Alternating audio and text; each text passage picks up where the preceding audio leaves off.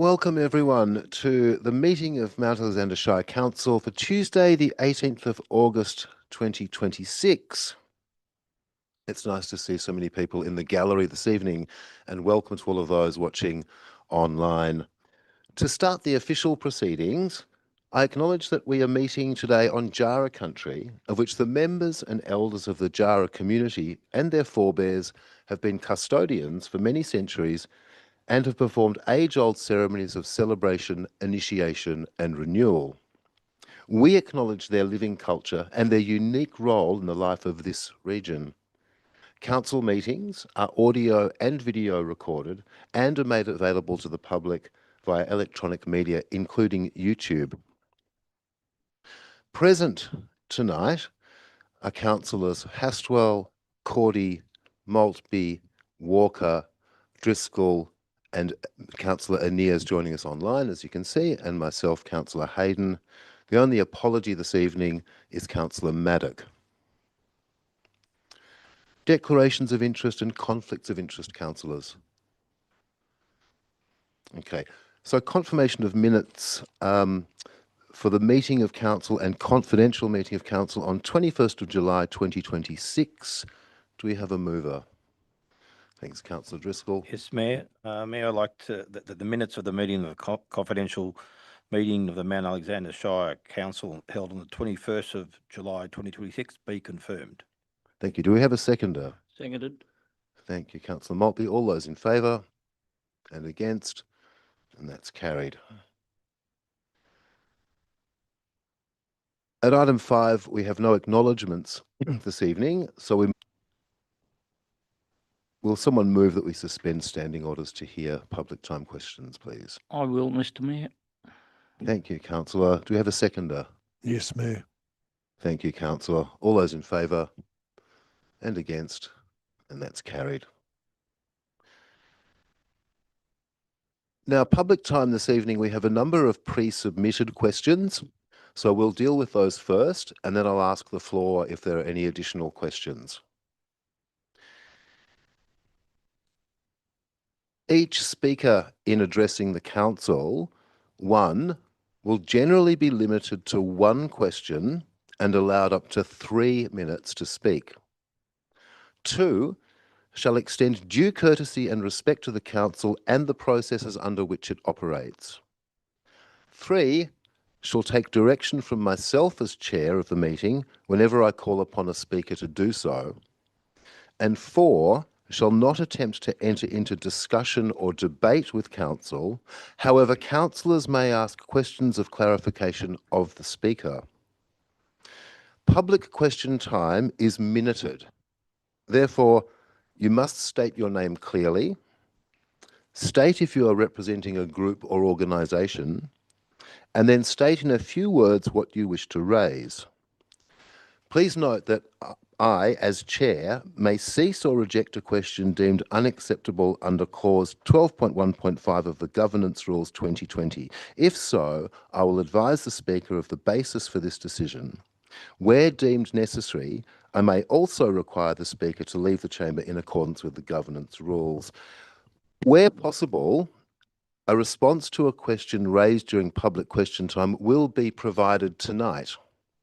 However, where the matter requires further investigation or consideration, the question will be taken on notice and a time for providing a response advised to the speaker. So first, is Jodie Parker here, and would Jodie like to read her question?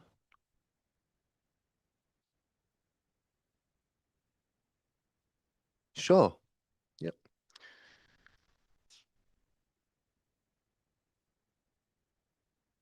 Would Catherine Turner like to ask her question in person? Okay. Thanks. Catherine's question is, the question is regarding the finance and resource implications and the financial risk section on pages 13 to 15 of tonight's agenda.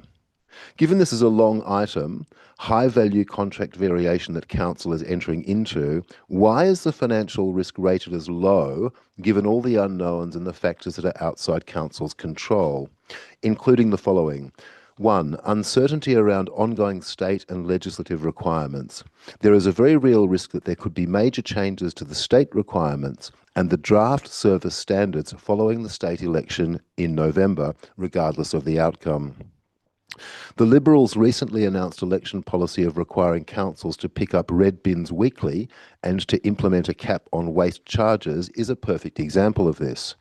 Council's current figures are heavily based on changing to a fortnightly pickup and the ability to revise the waste charge to households each financial year. 2. The number of households that may decide to opt out. The report states that council will have to pay the waste contractor for every household regardless of opt-outs. So council would have to absorb these costs too. 3.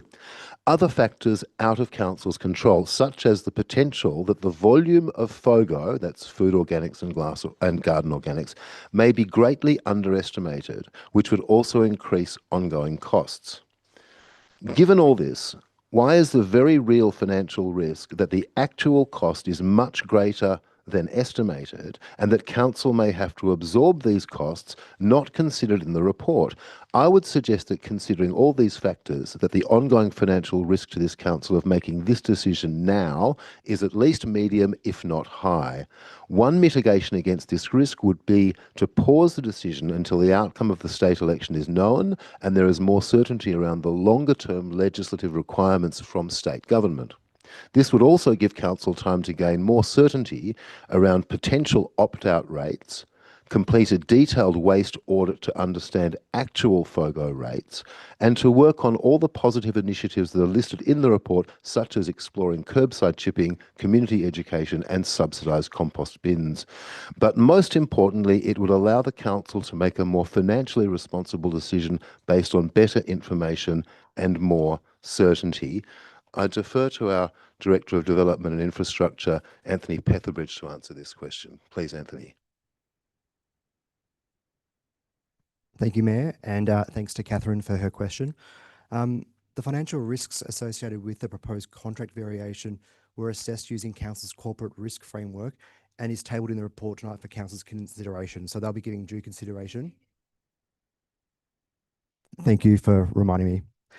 I'll go back and I'll just start again. I'm just saying thank you to Catherine for her question and advising Catherine that the financial risks associated with the proposed contract were assessed using Council's corporate risk framework and are tabled in the report tonight for Council's consideration and their discussion should they choose to.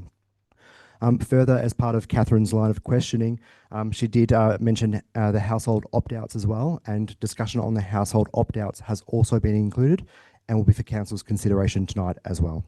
Thank you. Thank you, Director. The next question, pre-submitted question, is from Christy Dunn. Is Christy here? Would she like to read her question or have it read out by me? Sure. Can officers please clarify how the recommended option in relation to the introduction of FOGO aligns with Council's own key strategies and commitments? Specifically, 1. Economic Development Strategy 2024. Goal 1, prosperous local enterprises and organisations. Objective 1.1, support local enterprises and organisations. Objective 1.2, grow local community wealth building.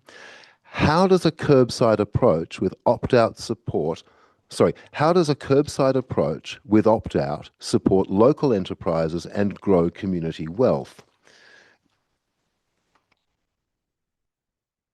YIMBY does. Yep.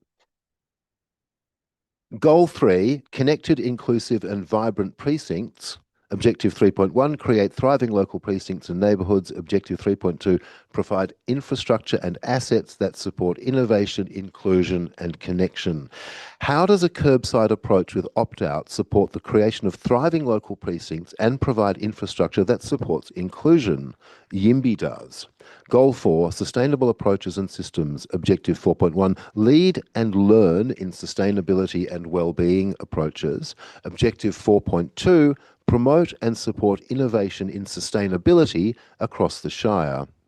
Yimby is a living example of sustainability innovation in our Shire, as opposed to a rollout of a one-size-fits-all model. How does this decision align with this goal? 2, climate change strategy. Goal 2, we transition in a just and equitable way to a zero emissions Shire.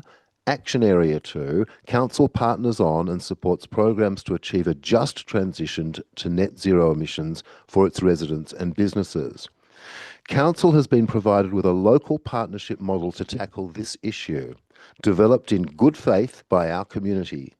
How does the decision to preference a curbside system with a non-local contractor align with this goal? Action Area 3, Council delivers infrastructure and advocacy that supports a well-connected, low-carbon transport system. How does the decision to preference a curbside system align with this approach, as opposed to a local partnership like MAOP, Mount Alexander Organics Partnership, or the work of Yimby? Goal 5, our community is connected and has the capacity to adapt to climate change. Action Area 1, Council works with our community to strengthen social cohesion and connection. Yimby clearly strengthens community connection and cohesion. MAOP would scale this. How does the implementation of a curbside system with a non-local contractor? Goal 6, our Shire is zero waste and has a resilient circular economy. Action Area 2, Council services and infrastructure support our community to transition to zero waste. Mount Alexander Organics Partnership has great potential to be a prime example of a local circular economy. Why would Council not preference this? And again, I'll ask Director of Infrastructure and Development, Anthony Petherbridge, to respond to this question. Thank you, Director. Thank you, Mayor, and hopefully you can hear me a bit better now. Sorry, my voice is a bit croaky tonight. So thank you, Christy, for your question. The report table tonight does include information about the legislative and council policy and strategic work. There's obviously been a lot of discussion and consideration of how it aligns and balances competing priorities and directions as well, and that's the basis for the recommendations to council tonight. So the recommendations to council have been developed having regard to things such as the economic development strategy, the climate change strategy, circular economy objectives, and most importantly, and obviously, the waste management strategy. So thank you. Thank you, Director. The next pre-submitted question is from Joel Meadows. Joel, do you want to read your question out in person or me read it out? Please come forward. And if you could speak right into the mic, please, and just state your name and if you're representing a group or just yourself, and in a few words state what you say. And we've probably got a lot of questions, so we'll try and keep them brief. Keep it brief. It's Joel Meadows. I do a lot of work with Yimby, but yeah, probably speaking more from myself. So my question is, why are council officers presenting such optimistically high savings that a FOGO bin might bring, while massively underestimating the tonnage and therefore cost of FOGO processing? For example, the report assumes an 86% reduction in FO and GO in the landfill bin with the generous landfill levy savings this would bring. Yet no other council has achieved this saving of this magnitude, and many have not even achieved diversion rates of half this figure. At the same time, the report estimates only 1,500 tonnes of FOGO being collected in the Shire each year. That is less than half the state FOGO average. And for some context, Greenaway currently collect over 1,000 tonnes, and the transfer station drop-offs around 1,200 tonnes. That already exceeds the estimated FOGO processing tonnage. These discrepancies are significant and could easily result in a doubling of the cost of the FOGO rollout than those presented in the report, with far fewer greenhouse benefits than anticipated. Shouldn't councillors be given the best information that can be provided on the likely cost of the system, not just the most optimistic and also unlikely numbers? Thank you, Joel. And again, I'll ask Director of Infrastructure and Development, Anthony Petherbridge, to respond to this. Please, Director. Thank you, Joel. And thank you for your question tonight as well, and thank you, Mayor. Your comments regarding the predicted volumes of FOGO processing are noted, of course. Council officers have a difference of opinion about the data that you've presented in your public question tonight. The estimated FOGO tonnage has been based on the data and information available to Council at this point in time, and it's been used and provided to councillors in the Council reports tonight as well. It's really important to note that if actual service costs or tonnage costs differ from the forecast, Council would continue to monitor performance and adjust future budgets, waste charges and operational arrangements as required. Thank you. Thank you, Joel, and thank you, Director. The next pre-submitted question is from Brenda Joy Addy. Is Brenda here? Would you like to read your question in person? Great. Please come up to the microphone and, as I said to Joel, state your name clearly, whether you're representing a group, and in a few words, what you wish to address. Thank you, Mayor, and thank you, councillors. I'm Brenda Joy Addy, and I'm representing myself. And my question is, how can a ratepayer responsibly manage and repay a debt when council does not provide sufficient information for them to know how much they owe, how much interest is accumulating, how their payments are being applied, or whether their debt is actually reducing? Thank you for your question. Can I ask our Director of Corporate Services, Julie Landy, to respond to this, please? Thank you, Director. Yes, certainly. Thank you, and thank you for the question. In regard to overdue rates amounts, each rates instalment notice and reminder notice includes information regarding the overdue amount and the total amount owing. There is information on the reverse side of the rates notice that details the interest rates and how the payments are allocated. So the instalment notices provide a quarterly update on the amount owing and show whether the debt is reducing. But I would encourage, if you or anyone have queries regarding rates payments, amounts owing, or wants to discuss any sort of financial hardship, I encourage you to contact our rates team, and the information regarding any hardship policies and contact details are available on the reverse side of the rates notice. Thank you. Thank you. May I ask a further question on that matter, please? If it's really quick. Yep. Is there any reason why a ratepayer cannot get a statement of their account? Absolutely no reason at all. I do know, I don't want to discuss personal situations. Of course not. No. I do acknowledge that sometimes there are delays, administrative delays, and we would acknowledge and apologise for that. But we have provided statements in the past and will continue to do so. So absolutely, we can provide that at any point in time. Thank you, Brenda. Thank you. Thank you, Director. Now, do we have any questions from the floor tonight?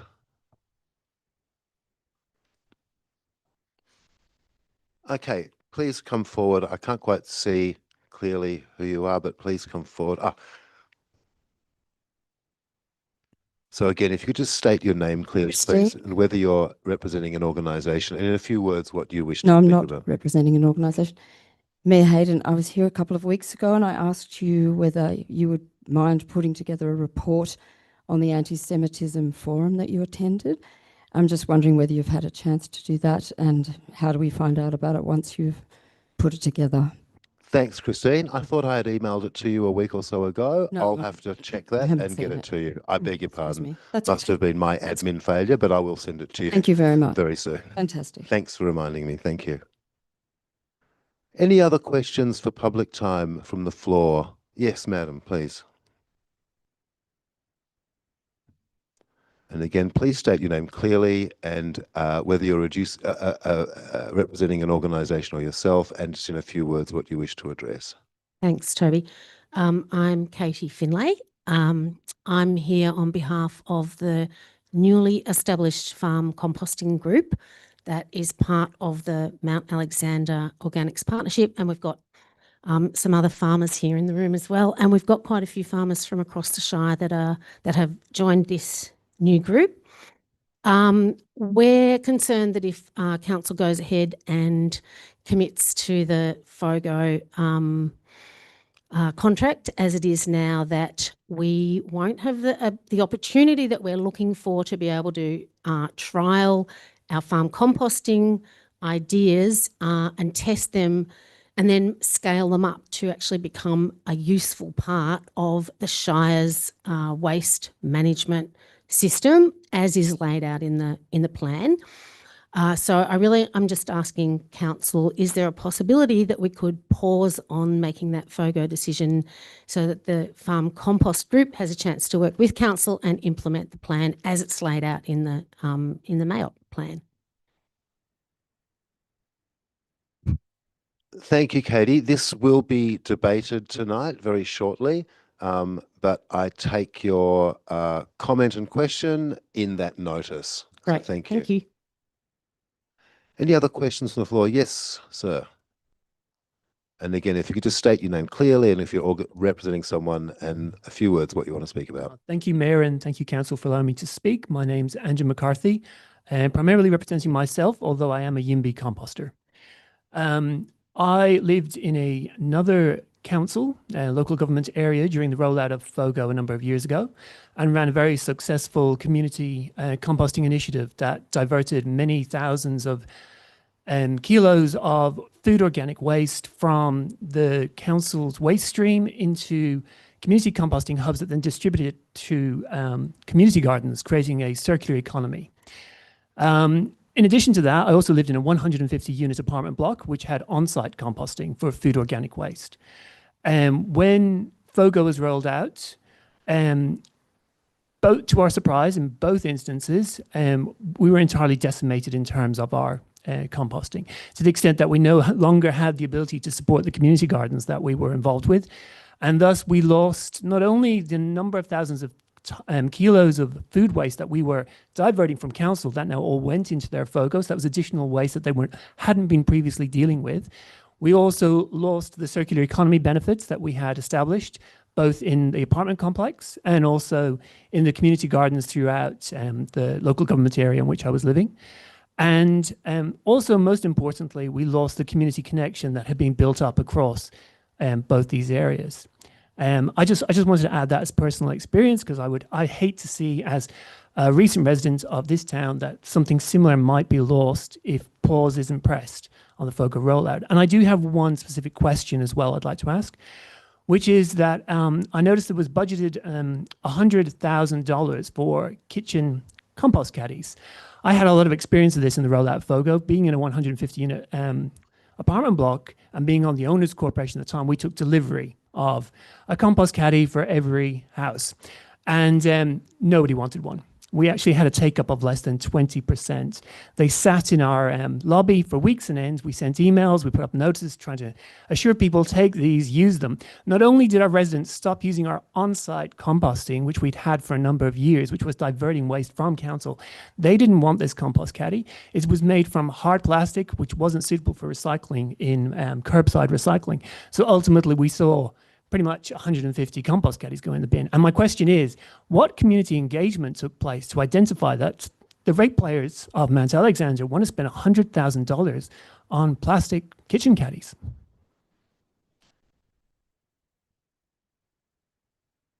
Thank you.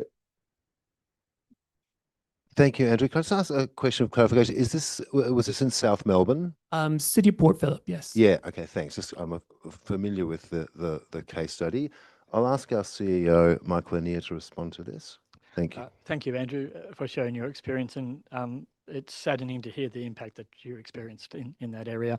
What I would like to say is that the $100,000 is a provision for that cost going forward if the decision was to move ahead in that way, and consultation will be undertaken throughout the process for the identification of the specific type of caddy and how it will be rolled out and where it will be rolled out to. So it's a provision at the moment based on estimated costs, and the process for the tendering and the supply of that is yet to be determined. And those are conversations that will be held with the Waste Reference Group that supports council and with other consultants that we engage with. So thank you. Thank you. Thank you, Andrew. Any other questions from the floor? Yes, Michaela. Is it Michaela? Yes. And again, just please state your name clearly and Hi, I'm get the Michaela rest. Beckley, and I'm here representing the Mount Alexander Organics Partnership. I think I'd like to make a statement or an observation rather than a question.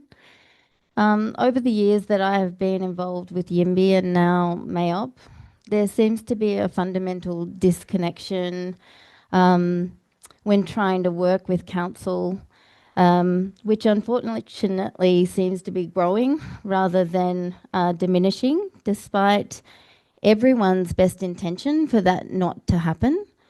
And many of us are in the room that have participated in that process. There is no blame. This stuff is really, really hard. And I think it highlights the real need to resources to be put into upskilling our council's capacity to work with the engaged community groups that are in this amazing shire. Because in that way we can get the most out of the skills and experience that we have in this community.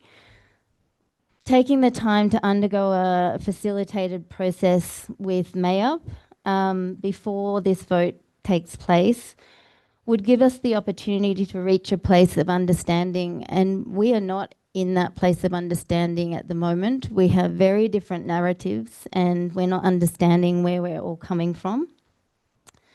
To take a vote tonight would push us further apart. That's what I really worry about, and push us further apart from doing something together that could be really amazing. Continuing down the current path of interactions and misunderstanding has a real risk of burnout for all of us, and I'd like to acknowledge that that's really on both sides. Like, this is exhausting and it's so damaging, and we can do better. In fact, we have the skills in our community of people that are so experienced in facilitating and bringing groups together to reach a common ground. It's a perfect example of where we could be reaching out to the resources that are often given to us on low bono or pro bono to get there. So let's get all the stakeholders in the room and do this differently, do it better, because we really can. And at the moment, we're not. So let's do better.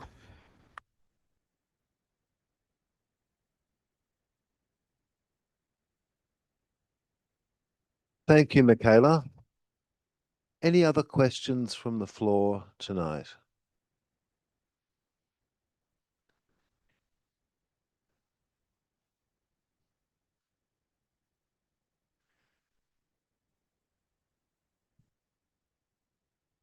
Hi.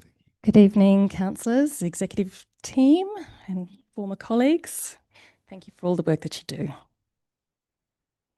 Apologies, my question wasn't provided on notice. I was hesitant to ask. Vicky, just your full name, please. Sorry, my apologies, Mayor. My name is Vicky Anderson. I am primarily representing myself. I also am a coordinator of the newly launched Mac Off Protect Castlemaine campaign group. Thank you. I was interested to note that in the 2026-27 Council Plan Annual Plan and its endorsed budget last meeting, that Mount Alexander Shire has committed to delivering a number of community plans. When I was Council's Cultural Development Officer, I understood that this project category included precinct plans. For example, the early Frederick Street precinct planning was funded through such a mechanism. With the pressure increasing on Castlemaine's commercial zone throughout the CBD, my question relates to the gap in Mount Alexander Shire's planning scheme when it comes to presenting a vision, in quotes, for Castlemaine's central activity area, in particular to support a wellbeing economy. I note to Council that VCAT In its ruling number 291 on the 20th of April 2021, in favour of Mansfield Shire Council's decision not to approve a permit for a fast food development at its main town's arrival point, stated, VCAT, and I quote, that the development proposal would not complement the Alpine Approach Gateway, and in summary, stated that the development is not an acceptable response to the site's physical and strategic context.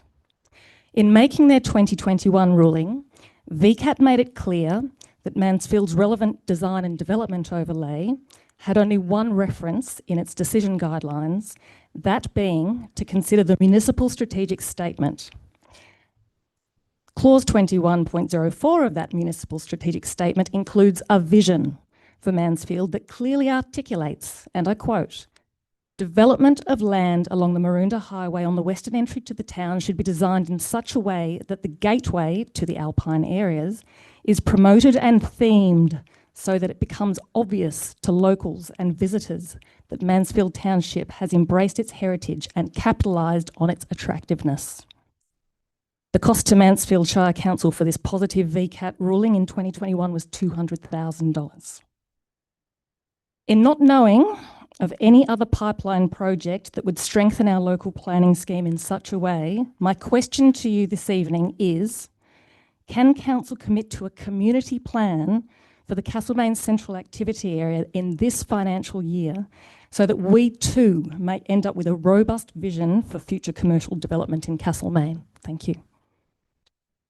Thank you, Vicky. I'll ask our Director of Infrastructure and Development, Anthony Petherbridge, to respond to this. Thank you, Director. Vicky, sorry, the microphone's a bit dodgy again. That was a really robust question. There's a lot obviously in there to unpack, so I'm probably going to have to come back to you with some information, copy. if that's okay. Sure. I do note though that there is obviously a range of design and development overlays in Mount Alexander Shire Council. There's obviously design and development overlays that relate to the central activity area as well. They give guidance, and one, for example, in Forest Street has about 5 specific design objectives to be achieved in this area. It doesn't mean that there isn't constant work to do on the Mount Alexander planning scheme, but if it's okay with you, I'll come back to you with some more information about that. That would be fantastic, Anthony. Thank you. Thank you. Thanks, Director, and thanks, Vicky. Yeah. Just before we've reached the end, are there more questions from the floor? Okay, we'll need a motion to extend public time. Do we have a motion, councillors? So moved. Thank you, Councillor Maltby. Is there a seconder? Thanks, Councillor Walker. So we'll extend public question time by a further 15 minutes. Oh, I beg your pardon. All those, thank you, Councillor Driscoll. All those in favour and against, thank you. We love process. And I love Councillor Driscoll for keeping me in line. So we'll extend public question time by a further 15 minutes to hear from more questions from the floor. Who would like to speak next? Welcome, madam. Again, just please state your name clearly and whether you're representing an organisation, and in a few words what you want to address. I'm Lynette Hills. I'm representing myself. And the question is, can we postpone the FOGO decision until after the Mount Alexander Organics Partnership?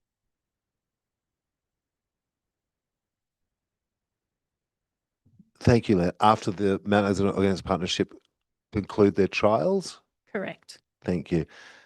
Again, we'll be debating this evening very shortly.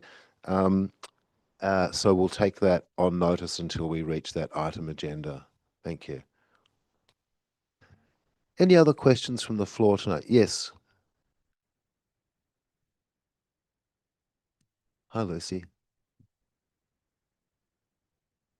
I'm Lucy Young, and I wasn't going to speak after listening to Michaela, but then anyway, here I am, and I'm standing before you having dedicated a large part of the past 6 years to trialling, building, supporting, envisioning an expansion of YIMBY and being part of the recently formed MAOP collective, and I'm also a member of the Waste Reference Group. I was also, for administrative purposes, the lead petitioner that submitted a petition in May to Council to call for a delay, not to do nothing, but in fact to get on with the work required to get a great local organic system. I was going to ask a question about the petition, as I note it wasn't mentioned in the report before councils tonight. However, in listening to Michaela, I thought it was important to bypass that potentially divisive question. A petition was not raised because we were in dialogue and in disagreement. It was raised because we were advised a FOGO vote was on the agenda. That despite us believing that the many, many weeks of research, deliberation, informal conversations, and being at pains to prevent division in the community, we could find no other platform. And it's with great sadness and distress that I stand here as a community development worker of over 30 years, 28 of them in this town.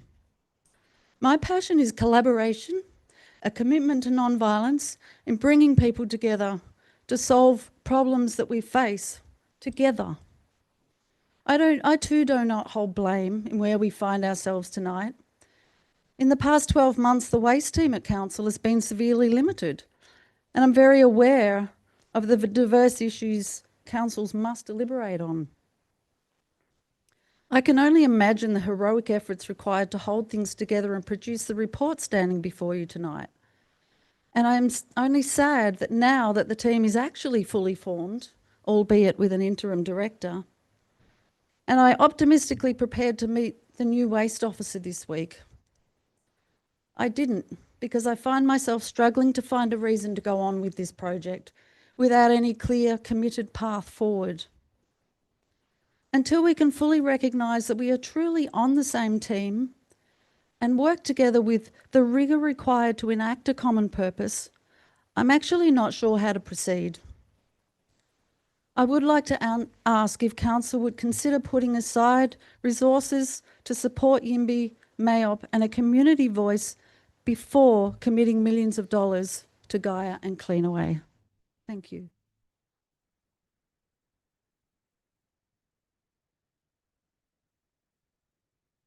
Thank you, Lucy. And again, what you raised in your question and comment will be discussed and debated at the items this evening.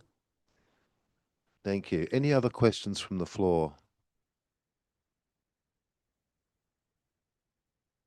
Sure. Yeah. Please come forward.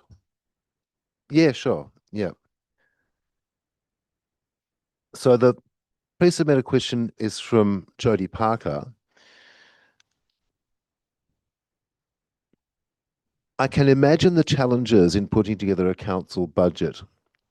In relation to the introduction of the green bin, I don't believe the August council papers accurately share the total costs of all the components of introducing this service. I also see in the paper that it references savings from reducing the landfill costs and reducing the general waste service. In email communications with Councillor Philip Walker, he references we have implemented the bin. Sorry, I beg your pardon. In email communications with Councillor Philip Walker, he references we have implement the bin service, otherwise it will cost us $400,000. So my two questions are around money and the process which has led us to this place. Can you please provide an itemised breakdown of all the costs, projected savings, income, essentially all the financials associated with implementing the green bin service in one table? With all of this above information provided and referencing the current financial year budget, is there pressure for the councillors to approve this contract variation because the current financial year budget has made the assumption that the waste management contract would be varied and there would be a $400,000 saving, instead of following good financial and procurement and making the assumption that the contract would not be varied, leaving a $400,000 surplus instead? So if the councillors do not approve this contract variation, there is a potential $400,000 deficit. I'll ask our Director of Infrastructure and Development, Anthony Petherbridge, to respond to this. Thank you, Director. Mayor, and thank you, Jody, for the question. Council officers have obviously spent a lot of time on the financial elements of this project and have done a very thorough financial assessment to inform the recommendations that are before council laws tonight. These details, the financial details, have been provided to councillors through briefings to assist them with their decision making tonight. Thank you. Thank you, Director, and thank you, Jody. Any more questions from the floor tonight? Okay, thank you. Then we need a motion to resume our standing orders. So moved. Thanks, Councillor Maltby. Is there a seconder? Thank you, Councillor Walker. All those in favour and against? And that's carried.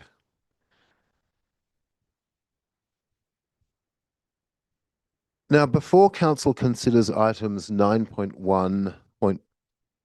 Oh, I beg your pardon. Thank you, CEO. So item 7, petitions and letters, we have none. And committee reports at item 8, we have none. So we move on to officer reports, 9.1, organisation. And before Council considers items 9.1.1, 9.1.2 and 9.1.3, I advise the meeting that I wish to participate in the debate on these matters. So in accordance with clause 7.2.4 of the governance rules, I will vacate the chair for the duration of Council's consideration of items 9.1.1, 9.1.2 and 9.1.3. Thank you, Mayor. In accordance with clause 7.2.5 of the governance rules, I will chair the meeting while Council considers the appointment of a temporary chair. I now call for a motion to appoint a temporary chair for items 9.1.1, 9.1.2 and 9.1.3. Thanks, CEO. I move that Councillor Driscoll be appointed temporary chairperson for Council's consideration of items 9.1.1, 9.1.2 and 9.1.3. Thank you, CEO. Do I have a seconder? Thank you, Councillor Haswell. I put the motion that Councillor Driscoll be appointed as temporary chair for items 9.1.1, 9.1.2 and 9.1.3. I put it to the vote. All in favour? That is all. Motion carried. Thank you. I now invite Councillor Driscoll to assume the chair. Thank you, Councillor Driscoll, or Deputy Mayor.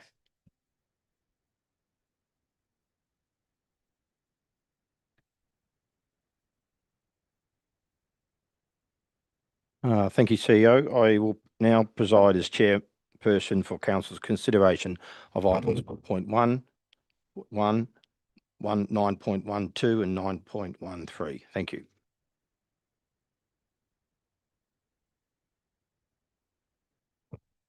Councillors, could I have Councillor Cordy, would you like to introduce the next item on the agenda, which is 9.1.1?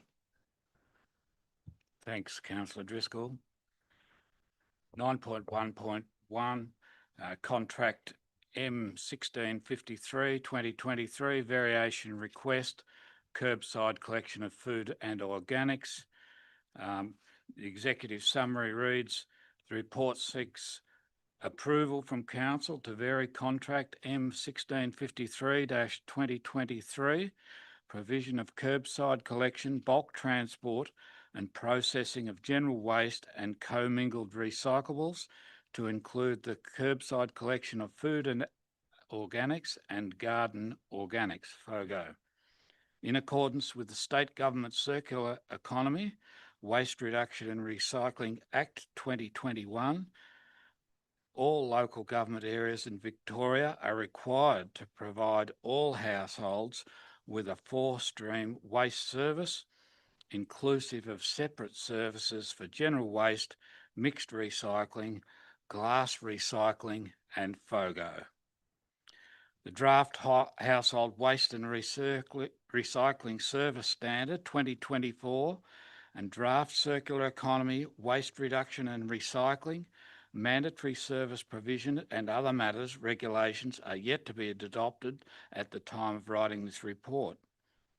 The FOGO curbside collection service seeks to improve the waste management practices of Mount Alexander Shire Council through the reduction of total waste sent to landfill, provide environmental and circular economy benefits to the Shire, be responsive to the estimated volumes of food organics and garden organics to be collected, align with the draft Household Waste and Recycling Service Standard 2024 and draft Circular Economy Waste Reduction and Recycling Mandatory Service Provision and other matters regulations, and I move the recommendation as printed. Thank you, ma'am. Thank you, Councillor. Do I have a seconder? Second. Thank you, Councillor. Is there any objections? Councillor Cordy, would you like to speak to your motion? Thanks, Councillor Driscoll. Look, there's been a lot of information going around about FOGO, but what we're doing is in response to state government mandated policies and legislation. Just a couple of brief points. The introduction of the FOGO waste stream concurrently with the glass waste stream in July 2027 is facilitated by this paper. The change to curbside collection service design, including adjusting the weekly general waste collection schedule to fortnightly and introducing a weekly FOGO collection, exploring the local processing of FOGO with the Mount Alexander Shire as contained in the waste management strategy, and the provision of an opt-out process for curbside FOGO. Thank you, Councillor Driscoll.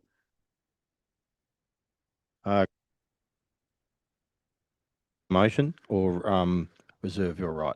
Thank you, Chair. I'll speak now if I may. Okay, thank you. Thank you, Chair. So as we know, for many years now, the state government has been working to try to standardise waste services across Victoria. And the focus of the Circular Economy Act is to view waste as a resource and to support the sector by investing in systems and infrastructure to transition to a circular economy.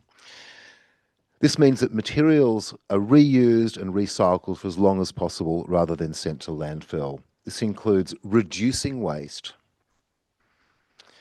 supporting reuse and recycling. And I want to emphasize that the order of those points: reduce, reuse, recycle. The state government is currently developing a suite of regulations that support the Circular Economy Act. Now, we know that the glass service is to be implemented by the 1st of July 2027. Under the Act, a food organics and garden organics, or FOGO service, is to be introduced by 1st of July 2030. However, in developing that suite of regulations that support the Circular Economy Act, the draft Household Waste and Recycling Service Standard, or also known as the Service Standard, includes the requirement for councils to provide access to a 4-stream waste service: general waste, commingled recyclables, glass and FOGO. It also sets out the requirement to provide households with the opportunity to opt out of a FOGO service. Importantly, however, councillors, the draft Circular Economy Regulations 2024 set out the requirement for councils to bring forward the introduction of a separate FOGO service by 1st of July 2027. Delay in the introduction of some components of the Circular Economy Act have been experienced. For example, the adoption of the regulations and service standards have been delayed multiple times and were expected to be endorsed in the first half of 2025. We still wait for those draft standards to be endorsed and published. Today, an adoption date for those standards is yet to be provided. We know very well around this table, we've spent a lot of work on this topic over the last 18 months to 2 years. We know very well the important work that home composters do and that community composting organisations such as YIMBY and MAOP can and are doing and can propose to do. When I say reduce, reuse, recycle, in many ways, community composting and home composting is the gold standard because it's the first, it's reducing and it's reusing. A curbside FOGO service is a kind of a form of recycling. And so I think it's important to keep in context that what council is proposing here is rather different to what is provided at the community and the street level. But the reason that I think this is important tonight is that it's fundamentally what this is about getting organic matter out of our landfill bins. And I believe that this provision and the two that we'll talk about afterwards provide a bespoke and unique approach to managing this kind of waste in our shire. And it's very different to the experiences of other councils across the land. We have the benefit of over 10 years of experience of watching other councils attempt to roll out FOGO, and I believe we have an opportunity to learn from those. Finally, I want to say that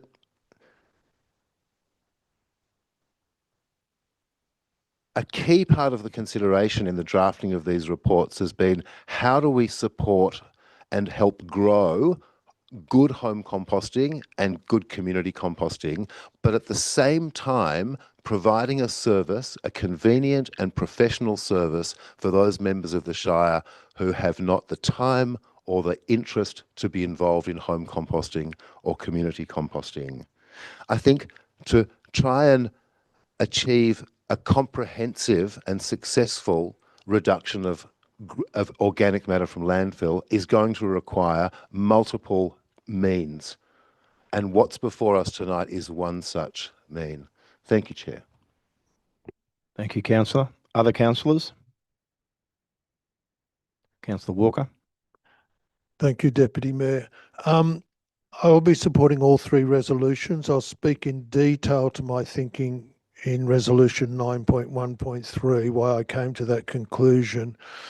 But in the interim, to start off, I would emphasise the points councillors Cordy and Hayden made concerning we are a statutory authority. There is state government legislation, there are regulations, admittedly draft, but in all the investigations, I came to the conclusion that we have to start on the 1st of July 2027 legally. We don't have choice. And so for that reason, the question becomes, how can we do it the best? I'll speak more under item 9.1.3. Thank you, Councillor. Other councillors?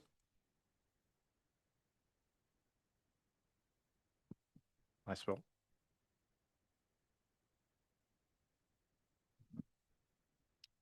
Thank you, Chair, and thank you to my fellow councillors for your wise and considered words, and I can absolutely verify that if it's not already evident, that there has been extensive discussion, debate around this table for many months, and an appreciation also of the efforts and the vision and the expertise that we have in the community.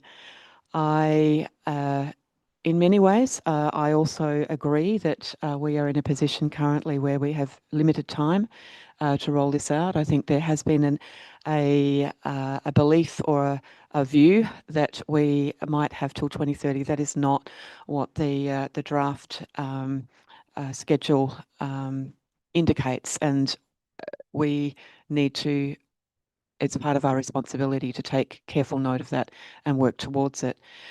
I perhaps differ with some of my fellow councillors on perhaps one particular point, and I want to pick up on particularly the comments and questions from Michaela and Lucy. I think that it's essential, or no, I won't say it's absolutely essential, but I do think it's absolutely in line with this council's priorities and values that we work closely with community and that we find ways where we can of collaborating, partnering. And this is a particularly difficult one. We have a very powerful, experienced and dedicated community dedicated to home composting and community composting. And that is very much aligned with many of the reasons for the Circular Economy Act and also the requirement to introduce FOGO. So it is not a requirement of council to undertake that deep partnership, but I think it is very much desirable. What we've heard tonight, and it's not news to anybody here on council, is that there is a difference, not only in terms of perspectives, but perhaps in terms of understandings of what a partnership might look like. And we are aware of the interest in a facilitated discussion between MAOP / YIMBY and council, perhaps council staff, to try and clarify where there might be differences of expectation and understanding. My feeling is that that would be valuable to undertake before we commit to the recommendations that are in this report. But I just also want to emphasise that one of the critical things for everybody involved here is that we don't fall into divided camps. You know, there is so much strength, so much potential. There is well, whether we call it burnout, there is distress. There are concerns. It's difficult for council staff. It's difficult for councillors, and it's obviously difficult also for many in the community. So I think what we need to do is also resist the temptation to fall into a kind of oppositional stance. So that's what I'd like to add. Thank you. Thank you, Councillor, for those words. Any other councillor like to say something? Could I say something, please, Chair? Absolutely. Thanks, Councillor. Thank you. And sorry, I can't join you in person. I'm not feeling very well. It's been really great listening to everything. I can't see anyone in the gallery, but listening to public time was, yeah. There's a lot of, I think there's a lot of feeling behind this decision, and I understand that because, you know, this is something that many in our community care about very deeply. And, you know, I think I don't know, I've always been of the opinion that the community groups like YIMBY do an incredible job, and we're really lucky to have groups like that in our community. And I think that's part of what makes this, you know, a really nice and well-rounded place to live. I've really wrestled with this decision, and I think yesterday alone I travelled the full all of the different options basically, which was probably not a great thing to do while I was feeling unwell, but I do feel very informed, I guess, and particularly going through all the emails that I've been sent over the last little while, and you know, talking to people, I guess, about their concerns and their fears, I think, about what this decision could mean for the future of other things. I feel that where I have landed is not where I started at all, but a place where I feel that we do, as council, have a responsibility to meet statutory requirements, although they are, you know, unclear at the moment or not finalised anyway. And, you know, there's going to be some potential changes in the future. Regardless, it's our job to meet those requirements. That, you know, we don't get to pick and choose. We're written into existence by state legislation. That's, you know, that's the position we find ourselves in. And, you know, more and more often, I think we are finding ourselves in difficult places, stuck between state legislation and community desire. And it's a really challenging place to be, reflecting on, you know, particularly a couple of the public time speakers. You know, I think it's, you know, I think it does go both ways. I think, Michaela, you said that you know, that burnout is very real, and it's something that I've been struggling with for a while. in this role, because it is a big deal, you know, making decisions like this on behalf of a community. And, you know, we don't get to speak to every single person. We don't get to the luxury of that. We basically hear from the people who are most engaged, and then not anyone else. And that puts us in a really challenging position, because even though I'm the councillor for Barkers Creek Ward, and many of the conversations I've had and the emails that I've gotten have basically said, because you're my ward councillor, I expect you to make this decision because that's what I want. And such a big part of me wants to do that, because I'm a people pleaser and I want everyone to like me. But at the same time, I know that my responsibility as a councillor is to make decisions on behalf of the whole community and the whole Shire.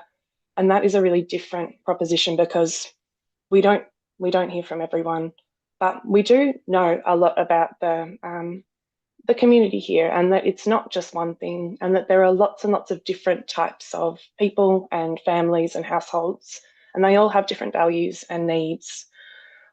What we're stuck with now is, feeling, I guess, that there's this tension, and there often is, and it's not good, and it's not good for council, and it's not good for community, and I think we can all recognise that.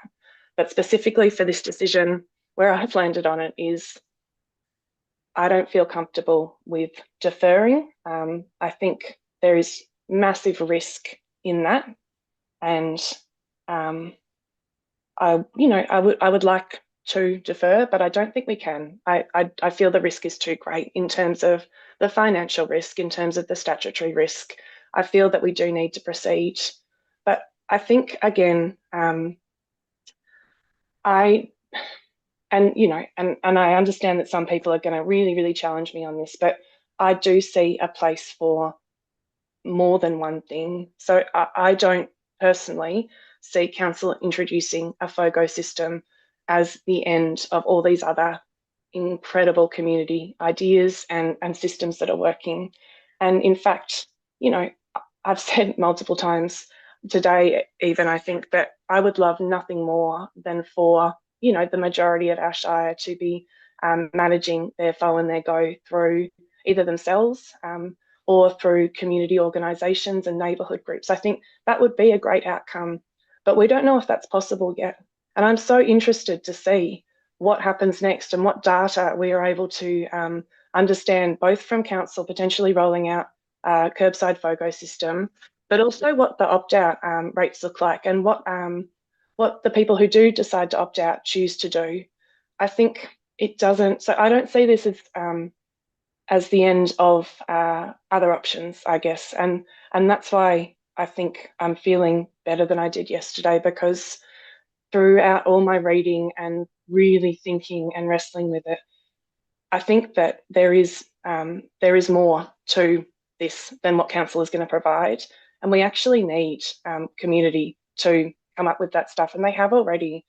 I don't see them as mutually exclusive, and I do see a day in the future potentially where this doesn't need to be as tense as it is, and there are ways that we're able to work together with less tension and frustration, because I think that the goodwill is there. It's just fundamental differences of opinion. So I'm just going to stop talking now. Thank you. Thank you, Councillor. Councillor Corder, you have a right of reply. Thanks, Councillor Driscoll. Look, I think the councillors have covered it pretty well. What I would say is, the elected councillors, we're from the community. We talk to a lot of people in the community, and we understand the problem. We've been briefed by our professional staff, and really the contracts we're putting in place are so that we organise our waste as efficiently as possible. But at the same time, please be assured there's a lot of support around the councillor table for composting and YIMBY and MAOP, and you know, there's a lot to go ahead in this space, and I assure you that council will continue to work and develop innovative ways to support your organisation and your efforts. But at the end of the day, we've got to have fit for purpose waste systems that cater for 100% of the community, not the percentage that opt out and want to compost in their backyard. And it's great. Like my wife composts all our stuff at home, so I know firsthand what's going on and in this space. And you know, it's really about coming up with solutions that work for the whole community. But please be assured there is a lot of support for YIMBY and MAOP, and that's it for me. Thanks, Councillor Driscoll. Thanks, Councillor Cordy. Councillors, we have a motion in front of us. All those in favour of the motion, please raise your hand. All those against? That motion's carried. Thank you. I'd just like to say a couple of things. So first, I'd like to acknowledge and thank the Mount Alexander Organics Partnership, YIMBY, and the many residents who have written to us. Their proposal reflects the considerable expertise, commitment and love for this shire. MAOP and YIMBY are not simply opposing change, they have put forward a serious community-led proposal, raised $100,000 and offered local expertise, labour and facilities. Their work demonstrates precisely why Mount Alexander is well placed to make FOGO successful. We already have a strong community awareness, composting experience and organisations capable of assisting with education and local diversion. The central issue, as has been debated tonight, is whether Council can responsibly defer a shire-wide service while an alternative model is tested. Council has responsibility to provide a reliable and equitable service to approximately 8,500 households. The best response is not FOGO instead of MAOP. It is a dependable curbside service as the shire-wide foundation, complemented by home composting, YIMBY, Greenaway, curbside chipping and on-farm initiatives, wherever those approaches are effective. I understand why MAOP, YIMBY and many residents are asking us to pause. Their position is thoughtful and deserves genuine engagement. However, the proposal remains a trial of whether several components can scale, while Council must provide a reliable service across approximately 8,500 households. This is not a vote against YIMBY or MAOP, it is a vote for a dependable, shire-wide service accompanied by a clear expectation that our community-led solutions can continue to grow alongside it. Thank you. Next item on the agenda is item 9.1.2. Councillor Cordy, can I ask you to introduce this one, please? Thanks, Councillor Driscoll. Glass collection and management, 4-stream waste system. This report seeks Council approval to introduce a glass drop-off service model and associated capital investment for the glass collection service for Mount Alexander Shire by 1st of July 2027. In accordance with the State Government Circular Economy, Waste Reduction and Recycling Act 2021, the Circular Economy Act, all local government areas in Victoria are required to provide all households with a 4-stream waste service, inclusive of separate services for general waste, mixed recycling, glass recycling, food organics and garden organics.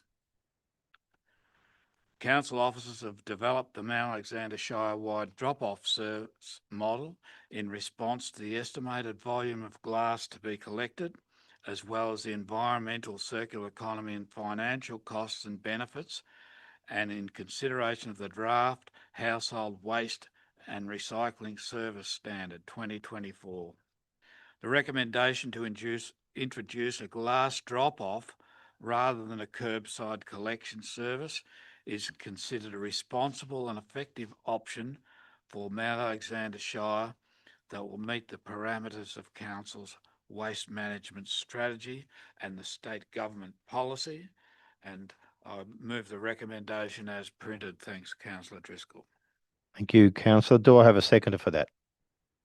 Thank you, councillor. Is there any objections? Okay. Councillor Cordy, would you like to speak to your motion, please? Yes, just a few points that I'll mention. The low presentation rates of glass volumes reported by councils who have already introduced a curbside glass collection service indicates that our drop-off system is the most efficient or appropriate service for our shire. The success of the container deposit scheme redirects many glass containers, supports what we're doing. The environmental and carbon impacts from operating collection vehicles are minimised, and the logistical and financial challenges this service presents to smaller regional councils such as ours are managed. Thank you. Councillor Haswell, would you like to speak to the motion or reserve your right to speak? Okay, thank you. Thanks, Chair. Yes, I think that Councillor Cordy has done an excellent job of introducing that and summarising the key points. I also feel that this is an efficient and cost-effective way of proceeding, acknowledging that it will be a change for people to transition to the drop-off approach, and that our communications around this so that the community are well prepared and absolutely able to embrace the different approach will be very important.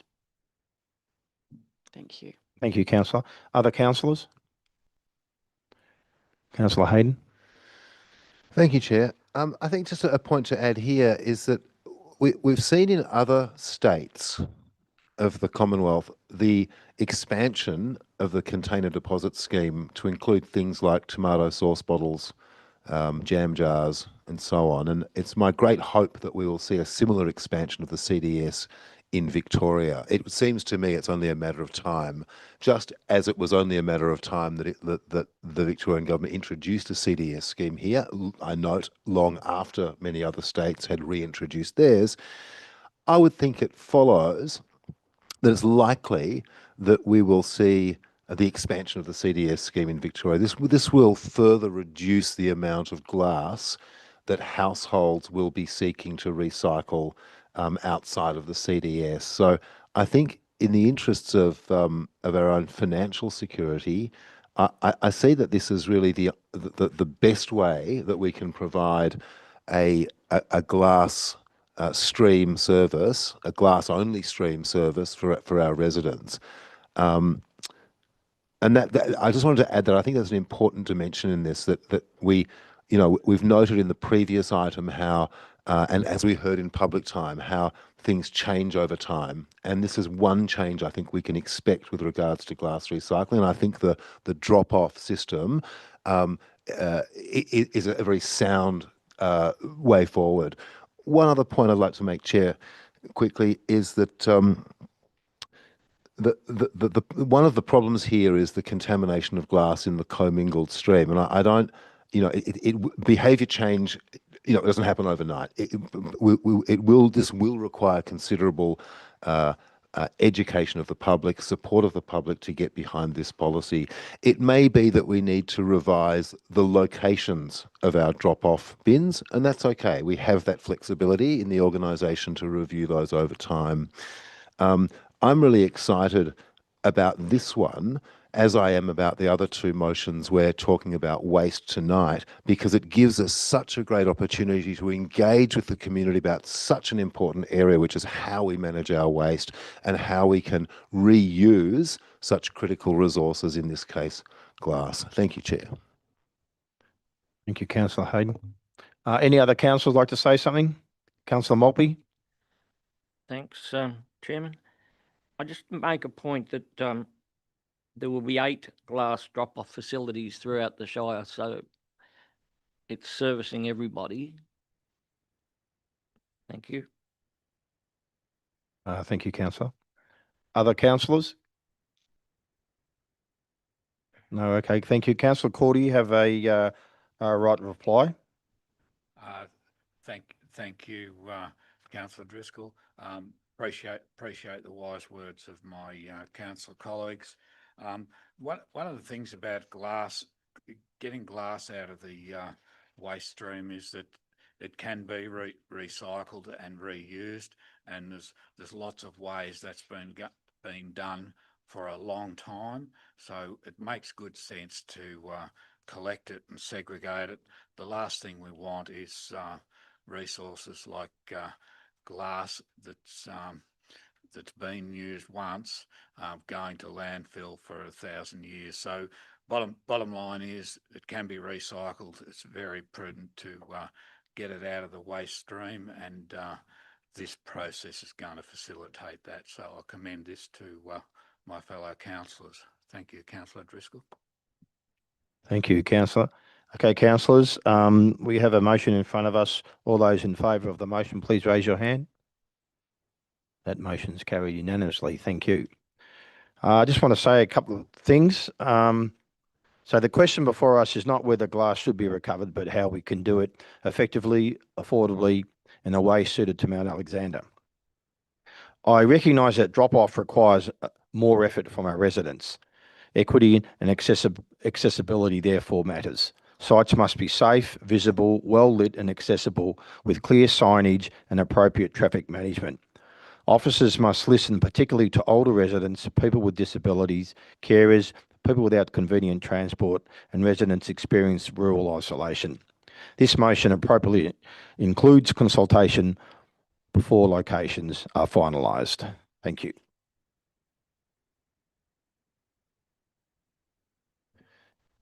The next motion, the next item on the agenda is item 9.1.3, the contract M2581 Food Organics, Garden Organics, FOGO processing.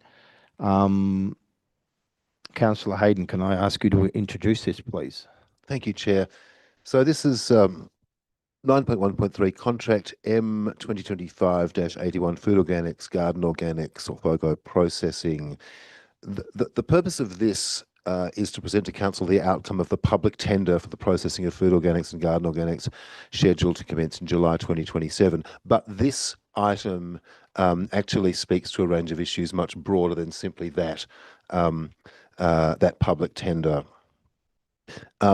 We've spoken earlier tonight about the Circular Economy, Waste Reduction and Recycling Act, and the point that all local government areas in Victoria are required to provide all eligible households with a 4-stream waste service, including general waste, mixed recycling, glass recycling, and food and garden organics.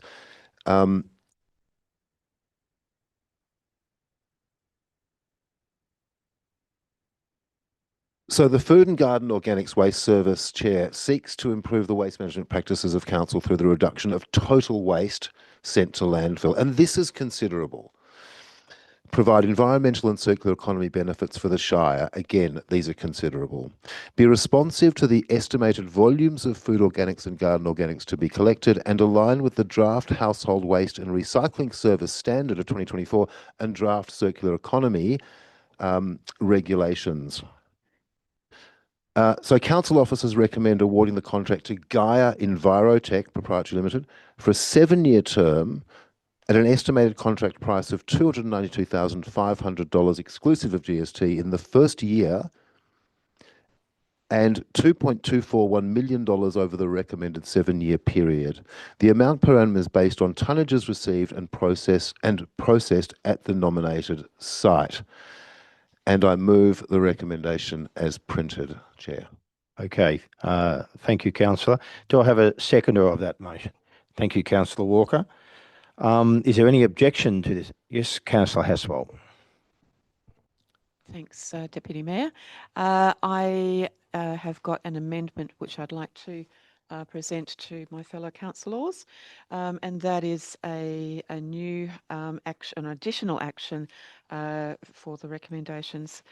So this would be the new 9, and I read it out for. Thank you. We've got a printed. I don't think we've got a projected version. So that council requests that Mount Alexander Organics Partnership provide findings and recommendations following the conclusion of their proposed trials, and that where environmental, social and economic benefits can be demonstrated, Council will consider additional ways to improve the management of FOGO across the Shire. So I'm proposing that as the new number 9, and the printed number 9 action would become the new number 10.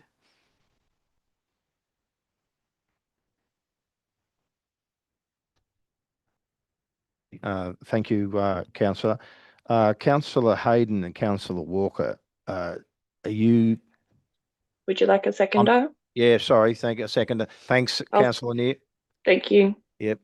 Okay. So had an amendment and a amendment put forward and a seconder.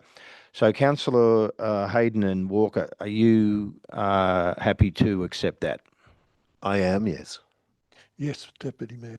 Okay, thank you. So that now, Councillor Haspel becomes part of the substantive motion put forward by Councillor Hayden. So Councillor Hayden, would you like to speak on that motion? Thank you. I would. Thank you, Chair. And I want to start by thanking Councillor Haswell for introducing that sensible amendment. Thank you. And I also want to thank Councillor Anir and Michaela earlier on in public time for acknowledging the amount of work that goes into this, and for acknowledging to the I think the word burnout was used before. There's a bunch of words we could use here, but just the amount of thought and consideration and stress and pressure that such decisions have on councillors. It comes as no surprise around the table that we have received a lot of communication about how we deal with organic waste in the Shire. But I wanted to acknowledge that. I'm really grateful for Councillor Anir and for Michaela Beckley for pointing that out earlier. I think it's very important in this debate. I do think we have a great opportunity now to work with the community, to work with community organisations such as YIMBY and MAYOP, and maybe others who will emerge in the future, and to work with home composters, but also to work with those communities within the Shire who do not compost, where both partners are working full-time, kids at school, ageing parents, massive pressures on them. They're on the weekends putting out the cones for the footy. They're doing the bake sales. They've got tons of community commitments, and they don't have the time or frankly the interest to be involved in managing their own FOGO on their own site. I agree with the principle that I outlined earlier.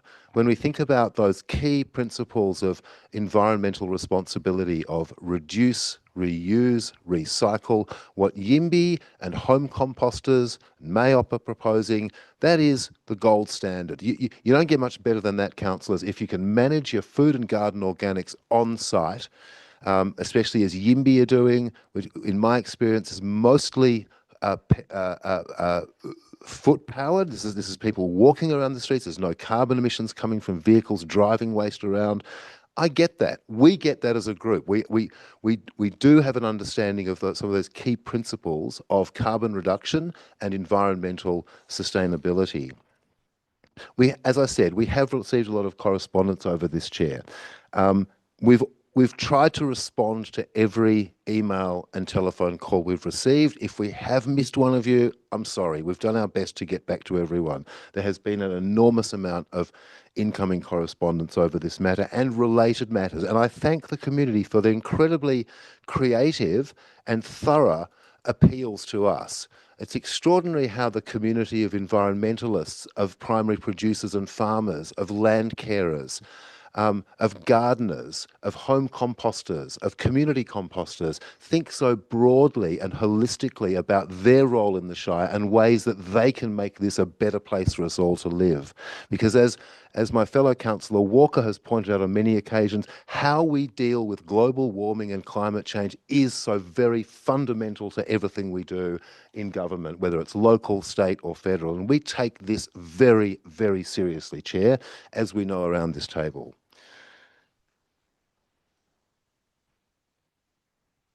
I do believe that this item opens up an opportunity for us to work really closely with those community composters, with those community organisations. And I note here that there are lots of community organisations who are involved with YIMBY, maybe on a sort of at a sort of peripheral level. I myself contribute to YIMBY through my community lunch endeavours. At home, I'm a perfectly happy home composter, right? And I use the amnesty at the tip every year for my springtime garden waste. Otherwise, I mulch down in my garden what I can, and what my partner will allow me to mulch down at home without getting upset about the appearance of the lawn. And I know there's a lot of other people in my boat, right, who are home composters, who manage our garden waste, who could perfectly eligibly opt out of this system and maintain our good home composting practices at home. I'm confident that this item supports a robust opt-out proportion. It may be as high as 40 or even 50%, and that's okay under our contracts.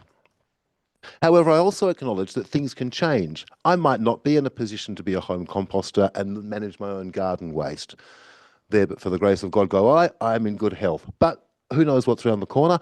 I may be requiring a FOGO bin at some point. I may also want to join YIMBY. This is a great opportunity for us to work with, in this case, YIMBY, to promote the work of YIMBY, to help grow YIMBY even more than what they're growing at present. So I think that for our Shire, as was made clear from the gallery earlier and from comments from my fellow councillors over this last half hour or so, that community composting such as YIMBY and home composters are essential for the success of us dealing with our organic waste. They're an essential part of this. What we can offer by composting material at scale at the Castlemaine transfer station is going to provide that service, a professional service for those households who are not home composters and who won't join community composting initiatives. Maybe they will in future, right? And of course we think of John Lennon. Perhaps one day they'll join us, right? But for the time being, I think it is critical that we start getting organics out of landfill. At the moment, we've got about 33% of our audited red bins, of our garbage bins, which is organic matter, 34%. With the increase to the landfill charge next year, the state government's going to charge us around $400,000 to put that organic into landfill.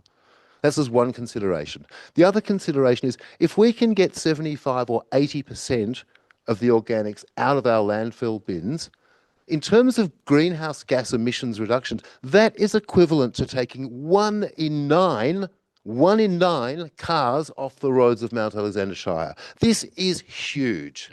This is a huge decision for council. It's even more important that we get this right. And I think I want to draw attention in closing to the final 2 or 3 items in the recommendation. So if I may, Chair, I just want to quickly revisit the motion itself. So item 8, with Councillor Hastwell's amendment, so item 8 notes that council officers will continue to collaborate with the Community Waste Reference Group, Yes in My Backyard, that's YIMBY, and the Mount Alexander Organics Partnership, that's MAOP, to improve FOGO processing across the municipality. The new clause notes that, number 9, notes that Mount Alexander Organics Partnership will provide findings and recommendations following the conclusion of their trials, and that where environmental, social and economic benefits can be demonstrated, council will consider additional ways to improve the management of FOGO across the municipality. And 10 approves that $25,000 be allocated from the Waste Reserve for feasibility assessment of curbside chipping and the provision of home composting units at cost to residents. Now, these are provisions that no other council has these kinds of provisions in its FOGO plan. So when I said before that we've developed a system which is bespoke and unique to our Shire, this is the evidence of that. And it's really critical that I think the point made earlier is very sound as well, that Councillor Hastwell spoke to eloquently, that we do need to invest in those partnerships. We need to work better. We can all do better in terms of how we work with each other. Michaela made that point as well, and I fully support that. So I support this with every fibre of my being. I think this is a really critical area that we need to engage with now. And I don't see that, I can see why groups like who were here earlier had a concern about that a unilateral compulsory FOGO rollout with no opt-out could potentially squash community composting and home composting. I really believe that we've got a good balance here, that we do have the opportunities to work collaboratively and constructively with those groups. And the last point I'll make, Chair, is that there will be unknowns in all of this, right? Like there is in anything. There might be adjustments over time as we move forward, and one would hope there would be. That's normal with policy. But fundamentally, it's about taking responsibility for the waste in our shire. It's about being able to save some financial resources that we can put $400,000. Wow, even half of that. Imagine what we can do with $200,000. But critically, those carbon reductions from landfill. And the point here, for those who are not as deep into the weeds as we are, when we bury organic matter in the ground in a landfill, it slowly decomposes anaerobically without oxygen around it. That generates methane. When we decompose organic material in a compost heap or in a windrow, that aerobic decomposition means that methane is not produced. Carbon dioxide is produced, it's true, but a very small amount. That's how we get those massive greenhouse gas savings. And the last point, Chair, is that this speaks to the state government's directive about the net zero commitment that we, as a community of the state of Victoria, made. Both sides of politics have supported this over the years. This has broad community support, and I'm really happy to support this item now. Thank you. Thank you, Councillor Hayden, for your most passionate debate. I appreciate it. Now, Councillor Walker, you're seconder. You have to speak now, or you're right, or you're. I'll speak now. Okay, Thank you, whatever Deputy you like. Mayor. I said introducing item 9.1.1, I'll reserve my comments until this point. Similar to Councillor Anea, I've toiled over these resolutions and which way to go. I indicated I came to the conclusion that legislative and regulatory regulations required us to do so.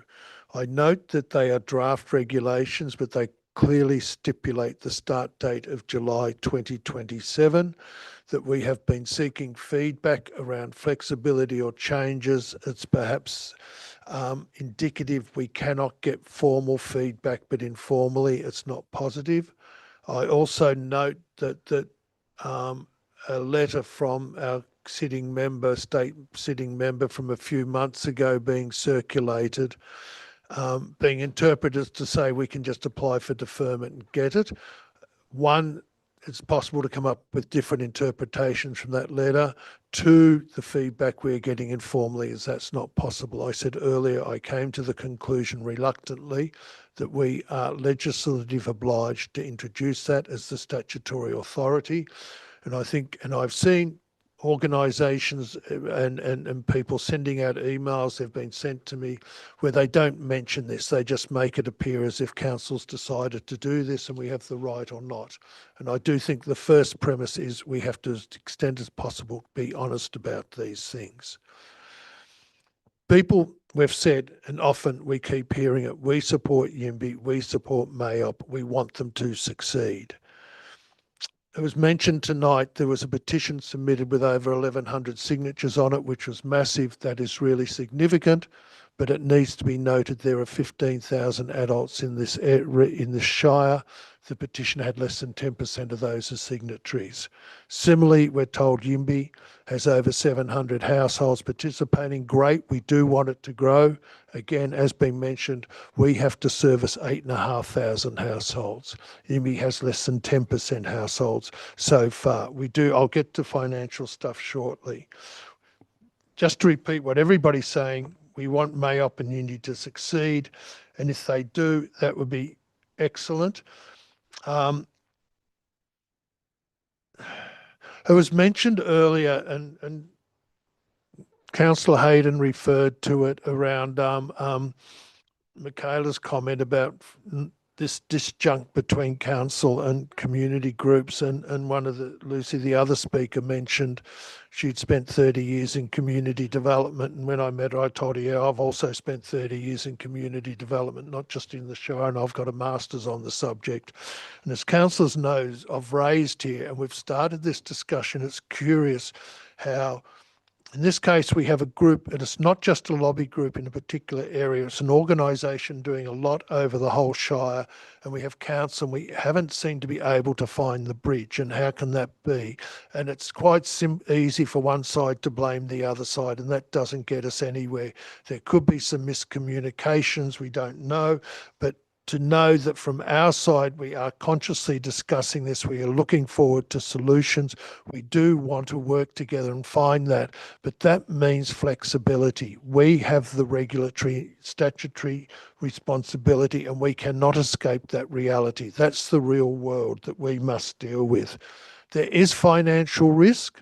We've been talking about that, and through that, if the opt-outs go higher than what we expect, and we hope to hell it does, we can manage that. If there's a change of government who bring in some slightly different arrangements, we can manage that. And to note also, we are including the opt-out where some of other councils in Victoria, including neighbouring councils, are not allowing for that provision. We're putting it in there, and as the saying, we're promoting it, and we want to partner with the local organisations. But from their side, it does require some flexibility. You can't have a hard line our way or the highway, because we don't have a choice on this matter. The biggest financial risk is if we delay, we've got to go back to the preferred tenderers, and we received these tenders before a certain incident happened in the Strait of Hormuz in February. And if we go back and talk to them, there's been massive increases in petrol and petrochemicals. It's going to blow. That is the biggest financial risk we face, which again is a reason why we can't put it back. Again, just to repeat, I've been through this issue over and over, and to conclude, there's the vision, there's the reality. Everybody said how much we want it to work. Do we get stakeholders together? Can we get a facilitator in or a process? We will commit to that. There are people here dedicated to it. The council officers will. Sometimes the language council uses gets misinterpreted, or others do. You know, what does collaboration mean? What does partnership mean? Those things to work out. But if people are prepared to show some flexibility, to work with us, know there are dedicated people here and we can make it work. It can be a success. We are doing this. I think they're good. The resolutions do meet all professional requirements, but as a Shire working together, we can certainly punch above the weight, but it's up to people to come on board and let us do that. Thank you. Thank you, Councillor Walker. Other councillors would like to say something. Councillor Haswell, thank you. I'd just like to say I don't have anything to add. So thank you so much, Councillor Hayden and Councillor Walker. And once again, yeah, I think it's evident that this has been deeply considered by councillors. We've had very deep and rigorous discussions and debates with each other, and also around the table, and also with community members. And so thank you for both so eloquently summing those up. Thank you. Thank you. Councillor Cordy. Thanks, Councillor Driscoll. One of the things is I'd just like to briefly congratulate our new CEO and our executive team and all the staff that have contributed to this work. You know, you can keep putting these issues off, or you can come up with workable policies that work through the issues and get things done, keep things happening, and I congratulate all the staff involved. And yeah, it's a fantastic effort, and definitely credit to to our new CEO for keeping us on track with these things and moving forward. Thank you. Councillor Neer, would you like to say something? Okay, great. Thank you. It's been great listening to everyone. Thank you. What do I want to say? I think there's been such a lot said already that I was thinking about saying, but I think, you know, really getting back to that fundamental of what all this was meant to be about right at the start, which was about getting organics out of landfill. And I feel like no one, wherever they kind of sit on what they would prefer council to do at this point, everyone wants that. Everyone's, you know, committed to that because it's the right thing to do environmentally and to combat climate change and emissions. The tension comes from there being different ways that we could potentially go about it, and the agreement not being there. And I think, as I said before, it is tricky because the landscape that council operates within is not an easy one, and there are a lot of demands on us. So we do get squished in between other levels of government and community often, and that's really tricky because it does limit sometimes, or I think we have to take a lot of things into consideration, which means that the decisions that we make are often not straightforward and can lead to that kind of community disconnect, because it just seems like I know it often seems like we're just not listening, but we are listening, really. And I think particularly with this matter, we've been, I think the goodwill from our part is genuine. And I think, I think it's a shame that I guess some of the things that were described earlier in public time, those feelings of opposition have occurred when I do think that we're, fundamentally on the same side with what we're trying to achieve. It's just the mechanism. And I think for me, such a lot of it comes down to, that things don't happen quickly. I've lived here almost my whole life.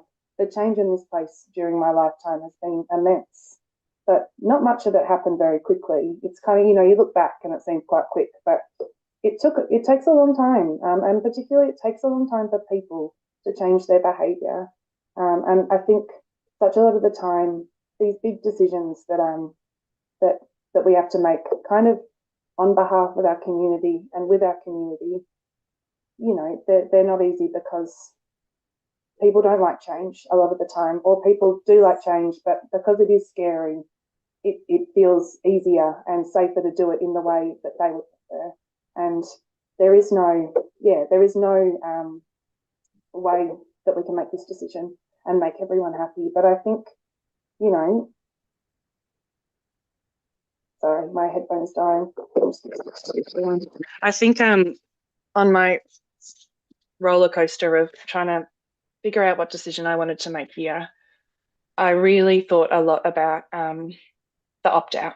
And I think for me, the opt-out is what makes this doable. And I think that's why there is a possibility in a shire like ours for this to be okay, because I think that people who, can and want to manage their own organics will continue to, and I hope they continue to, whether they're doing it themselves or as a street or a neighbourhood or as a wider community thing. I think we want people to do that if they if that's what they want. And likewise, as other councillors have said, I want Yimby to succeed and to continue to thrive, and I want Mount Alexander Organics Partnership to succeed with their trials. Like, that would be the best outcome. I want our community's capacity and capability to manage our own waste streams in a circular and local way to thrive. Like, that is the thing that would be the best. But it's going to take time because it requires people to change.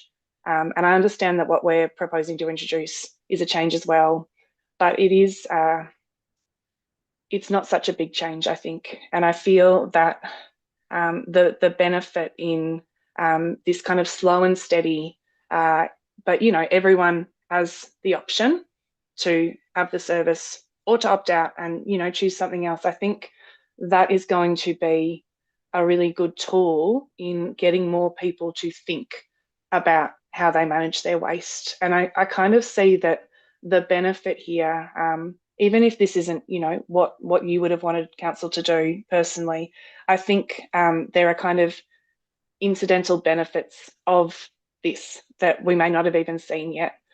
So I kind of think ahead because now I know how long things take, and you've got to look ahead a long way. You can't set your sights too shortly in the future. It's not like that. But I think I can see a time in the future where we may not need a curbside FOGO bin.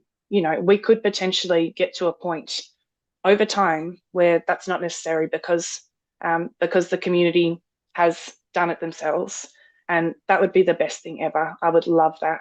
I just think what we see here is the need for us to do our bit, which isn't what some people would like. But I think having thoroughly gone over it all and really got stuck into the Act and the proposed regulations and service standards and everything, I believe that there's it's a positive move in for everyone, and we might just we've been talking a lot about the unknowns for the future, I guess, and in some ways I think those unknowns are often kind of considered to be negatives, like, oh, well, this might happen or this might happen, and then what are you going to do?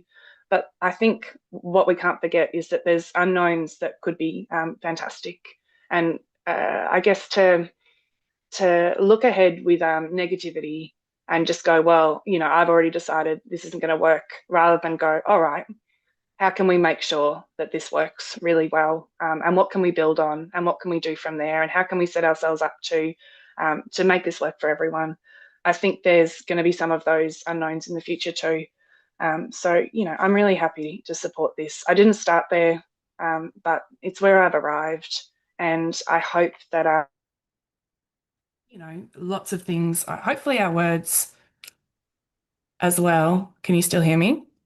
Yes, we can. Sorry, my speaker just died. And also the amendment to the motion, because I think, we were discussing this earlier, and we would love to know how it goes. I want that data. We want that data from Yimby and MOAP.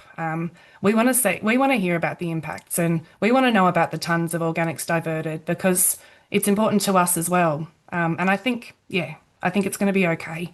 And it might not feel like it right now, but it's going to be okay. And that's all I can say. Thank you. Thank you, Councillor Anir. No relation. Mayor, would you have the right of reply? Would you like to speak? Yeah, thanks, Chair. Just quickly, three quick points. Firstly, that we heard earlier about how we could work better in collaboration and so on. This motion actually enables and authorises our excellent executive and our hardworking officer team to start those more formal collaborations with these groups. I think that's an important point to make. Secondly, on home composters, because sometimes the home composters have been a bit lost in this, Chair, and there's a huge range of how people compost at home. There are many people who don't put food scraps in their compost. They put it in the waste bin. There are people who will compost some materials and not other materials. There are people who, like myself, who might have a good compost heap for half the year when I've got the time and memory to turn it over regularly. Then there are times when it can turn into a pile of anaerobic horror. And it becomes more like dressing paddocks with seaweed. So I think this is a great opportunity for us and for our officers and for our hopefully future partners in this to work on strengthening home composting, encouraging, supporting home composters to do the best job they can on their own land. How can you safely compost, say, meat and animal byproducts in your compost bin without attracting rodents? All these kinds of issues that face us in our backyards. This is now we can really get into this business of community education, behaviour change, and strengthen home composting. And the final point to make is that I'm grateful to Councillor Cordy for shouting out the excellent work of the CEO and the executive. I think also special recognition in this enormous amount of work over the last 12 months goes to our Manager Operations, Cameron Duthie, for his work here, and to Emma Richards and the whole team up there, and also my colleagues on the Community Waste Reference Group, and more broadly, the members of Yimby, of MAOP, of home composters, of different organisations who have appealed to us us, who have talked with us, who have given us in generosity and at length their thorough and considered opinions and thoughts on this. And I'm especially grateful to the team here and to the Community Waste Reference Group. So I'm happy to support this motion for all those reasons, and I hope that my fellow councillors will get behind this as well. Thank you, Chair. Thank you, Mayor. First, I want to thank all councillors for their respective. Yeah, sorry. So first, we've got a motion in front of us. So I just want to, for clarity for councillors, of the printed motion, 1 to 8 stays. Number 9 becomes 10, and the amended motion, the amendment becomes number 9. So just for clarity, that's what we're voting on. Okay, thank you. All those in favour of the motion, raise your hand. Thank you, everybody. That was unanimous. Okay, thank you. So first, I want to thank all councillors for their respectful debate here, which is fantastic. And I want to say a couple of things. So if council is to collect food and garden organics, we must also ensure that the material is processed responsibly, produces a useful end product and delivers genuine environmental benefit. This motion that's just been passed provides the essential processing components. Local processing requirement matters. It keeps resources and economic activity within the Shire, reduces the distance material must be transported, and supports Council's waste management strategy, commitment to process waste as locally as possible. Other alternative proposals involve transporting material approximately 45 to 85 kilometres outside our Shire. This motion does not mean turning away from home or community composting. The motion expressly continues collaboration with the Community Waste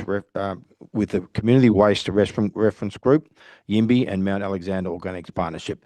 The proposed opt-out arrangements, as other councillors have stated, curbside chipping feasibility and work and home composting support allow local initiatives to complement the Shire-wide service. I expect these commitments to result in genuine partnership. YIMBY and MAYOP have valuable experience in source separation, education, soil health and community participation. Their knowledge should help council reduce contamination, encourage composting at home and ensure that only material requiring council processing enters the system.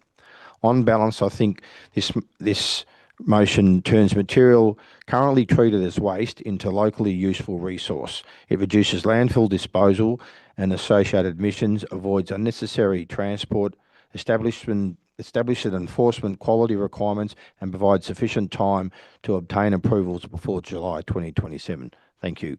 And now I leave the chair. Thank you.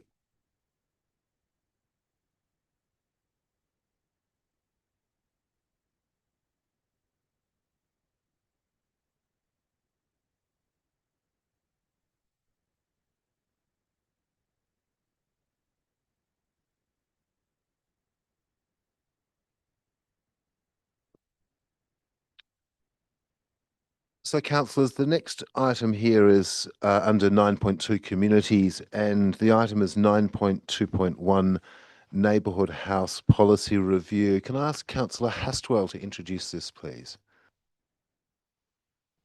Thanks, Mayor. Yes, my pleasure to do so. So I'd like to firstly introduce it. So the purpose of the report is to present Council with an updated neighbourhood house policy for adoption.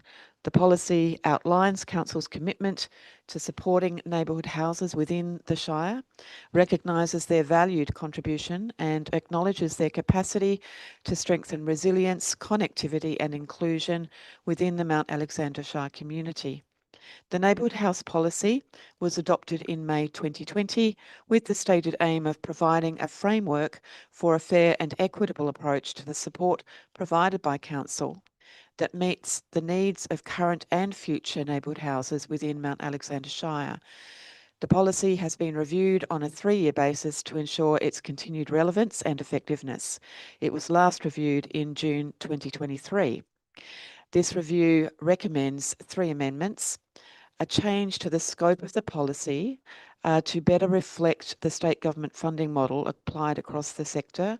And just briefly, that particularly recognises that the state government funding model currently does not allow the inclusion of additional or new neighbourhood houses. So the amendment would be to allow or to recognise newer neighbourhood houses that are not currently able to be funded by the state government, but still able to be supported within the review by council. Number 2, removing the neighbourhood houses exclusion from accessing council grant programs. And number 3, extending the frequency of the review of the policy from 3 years to 4 years. I'd like to move that council adopts the recommendations of the review together with 2 additional points, which I'll actually read all 5, with 1 additional point that has three parts. So there are actually 3 items here, which I will read out. The third of the items is the proposed amendment. So the recommendation, which I would move, is that Council 1 adopts the neighbourhood house policy. 2, notes the adoption of this policy may give rise to an additional neighbourhood house payment of $5,000 in the 26-27 financial year. And then this is the additional item, number 3, request that the CEO write to the Honourable Sonia Kilkenny, Attorney General, Minister for Planning, Minister for Prevention of Family Violence, to A, advocate for Harcourt Valley Neighbourhood House to receive Neighbourhood House coordination funding with special consideration of its vital role in supporting community recovery following the 2026 bushfire. B, draw to the attention of the Legislative Assembly that neighbourhood houses funding has failed to keep pace with costs and in real terms is 20% lower than it was in 2010. And C, advocate for the restoration of funding in real terms for neighbourhood houses through a 25% increase of existing funding allocations and consider funding to be allocated to the neighbourhood houses that do not currently receive any ongoing funding.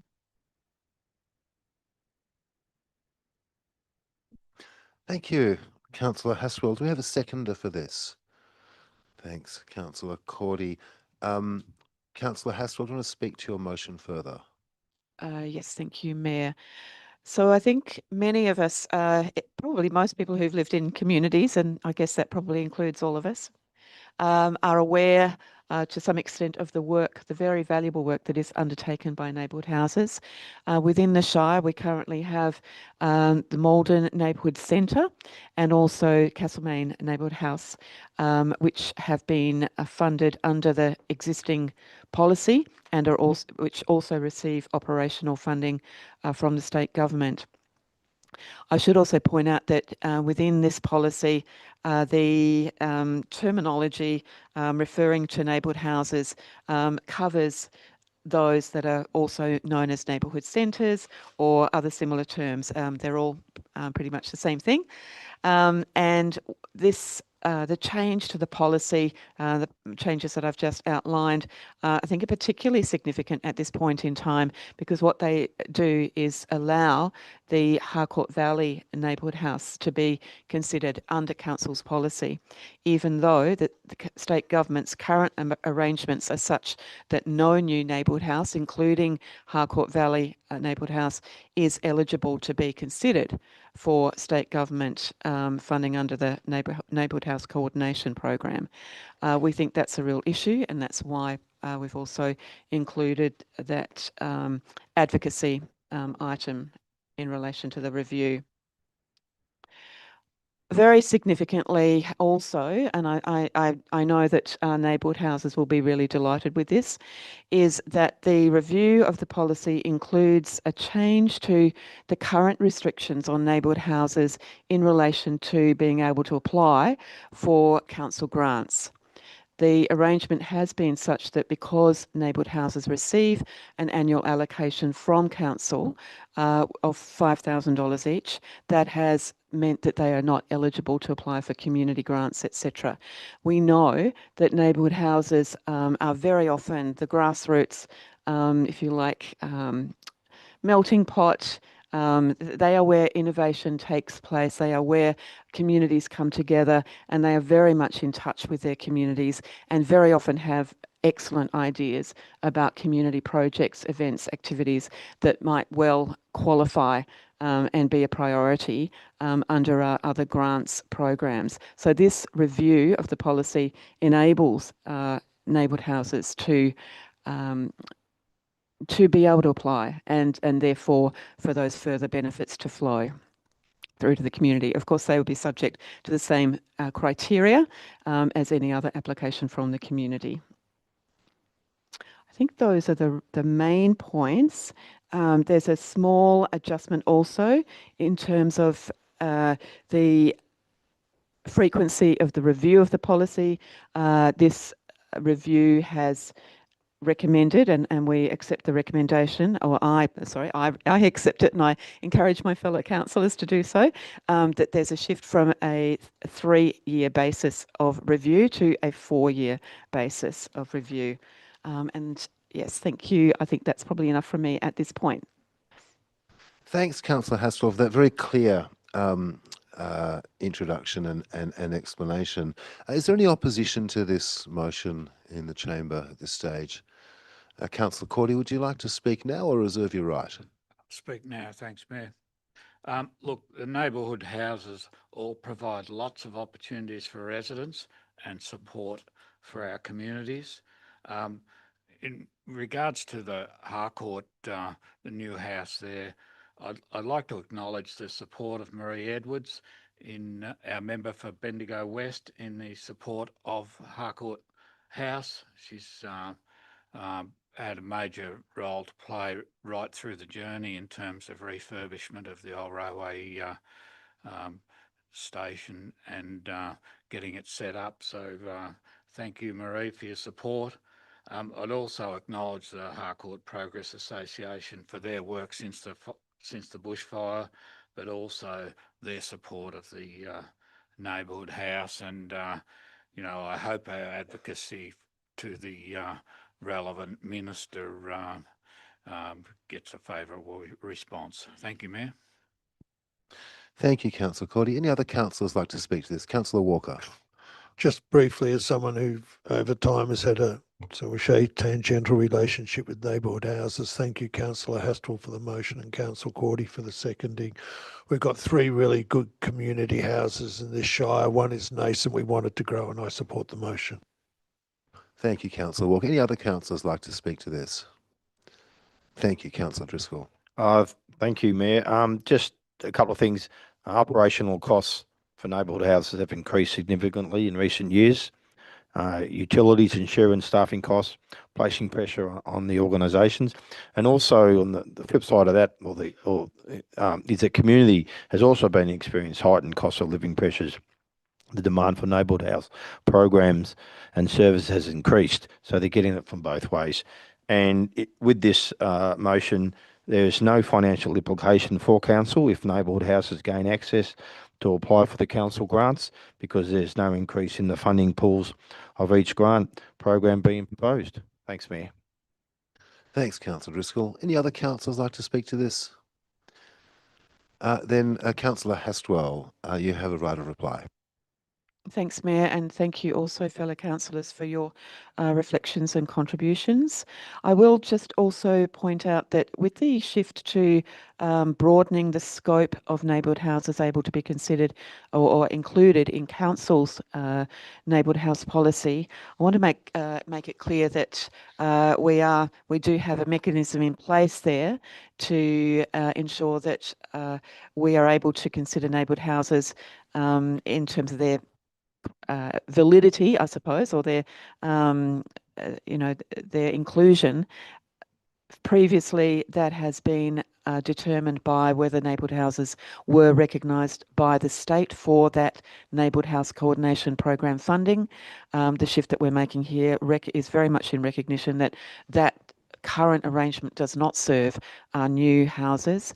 However, we would be stipulating that any neighbourhood houses that come under our policy hold active memberships with both Neighbourhood Houses Victoria and also the Regional Association of Neighbourhood and Community Houses. So there is an external, I guess, criteria for those neighbourhood houses to be registered, even if they're not currently able to receive funding from the state. I'd also just like to echo Councillor Cordy's words in terms of the support, the very significant support from Marie Edwards, and we know that she's been advocating strongly. What we are proposing here is additional advocacy by Sonia Kilkenny and to strengthen that that effort. We're absolutely delighted that Marie Edwards is in there and doing everything that she can. This is just our request to strengthen that advocacy, and we hope that we'll get a good result. Thank you. Thank you, Councillor. So item 9.2.1, all those in favour and against, and that too is carried unanimously. And also special thanks to our previous Director of Healthy Communities, Lisa Knight, for her work through the bushfires and before and after in terms of supporting the nascent house at Harcourt. I'm grateful to councillors for noting the support that others have given to this. There's been a lot of shoulders to the wheel. Also, shouts to Castlemaine Community House for the work that they've done in supporting Harcourt Community House. And just on a kind of a lighter anecdotal note, isn't it lovely for those of us who remember when that building used to host 3CCC, Councillor Maltby, I'm sure you remember those days well, and Councillor Cordy, when we'd put our radio shows on there and there were the occasional drips coming through the ceiling if it was raining, and then trying to time your music so that you weren't speaking when the trains went past. And what a fabulous space that is now, and to see all the work that's been done to bring that up to shape, and how lovely the community lunches are out there. So hats off to Harcourt Community House for getting that building looking so wonderful as well. Such a beautiful, important building for Harcourt and the Shire. Now the next item is item 9.2.2, which is the smoke and vape free policy. I'll ask Councillor Walker to introduce this, please. Yes, Mayor. The purpose of this report is to seek approval of the draft smoke and vape free policy, which will provide Council with its first formal framework for designating smoke and vape free areas on Council land. The purpose of the policy is to strengthen the role of the organisation in the protection of the community from the harms of smoking, secondhand smoke and vape aerosol in public spaces. The policy supports the Mount Alexander Shire Council Municipal Public Health and Wellbeing Plan 2025-29, which identifies reducing harm from tobacco and e-cigarettes as a key strategic priority. This policy will guide the exploration and potential creation of more smoke-free areas. The policy itself does not cause change, rather creates an avenue for the further work towards reducing harm from tobacco and e-cigarettes. Support for more smoke-free areas across the municipality has been demonstrated through community feedback received during consultation for the current and previous Municipal Public Health and Wellbeing Plan. The policy will complement existing responsibilities on the Tobacco Act 1987, which regulates smoking and vaping in a range of public settings. Adoption of the smoke and vape-free policy would enable a staged and consultative approach to identifying suitable areas within Mount Alexander Shire to be smoke and vape free. So I recommend that Council adopts the smoke and vape free policy. Thank you, Councillor Walker. Do we have a seconder? Thank you, Councillor Cordy. Councillor Walker, do you want to speak further to your motion? Thank you, Mayor. I'm probably going to show my age. I can remember when for 2 shillings you could buy a pack of fags, a box of matches and a pack of chewy to kill the taste before you got home to mum. And I then spent close to 15 years getting off cigarettes. Tobacco is known to be one of the most addictive drugs of all. I can't remember which part of the brain it affects, but it has a big impact and it's hard. And these days I can smell it at 50 metres, my nose turns up. We know it is a major health problem for people. We know we have to help people get off it and to make these, or not even to start. And I think this is the first step or a step in doing that. It's probably not a major step, but still it is an important one to try and keep the air around us and where people are as clean as possible. And I support it. Thank you, Mayor. Thanks, Councillor Cordy. Sorry, Councillor Walker. Councillor Cordy, would you like to speak now or reserve your right? Thanks, Mayor. I think it's self-explanatory. Smoking is a serious health hazard, and it's just a small step in the direction of discouraging it. So I'll commend this to my fellow councillors. Thank you. Thanks, Councillor Cordy. Any other councillors like to speak to this item? Councillor Driscoll. Thanks, Mayor. I just want to point out that once the general law, if this gets passed, general local law provisions are introduced, there's a 12-month education and self-regulation period is proposed before the enforcement begins. Thank you, Councillor Driscoll. Any other councillors like to comment on this? Then, Councillor Walker, you have a right of reply. Thank you, Mayor. I think we're pretty well covered. Thanks. In item 9.2.2, all those in favour and opposed, and that too is carried unanimously. And just to add on to those comments, that we're yet to really learn what the health impacts of vaping are, but early indications from the United States are not good. So it's noteworthy that this is smoking and vaping.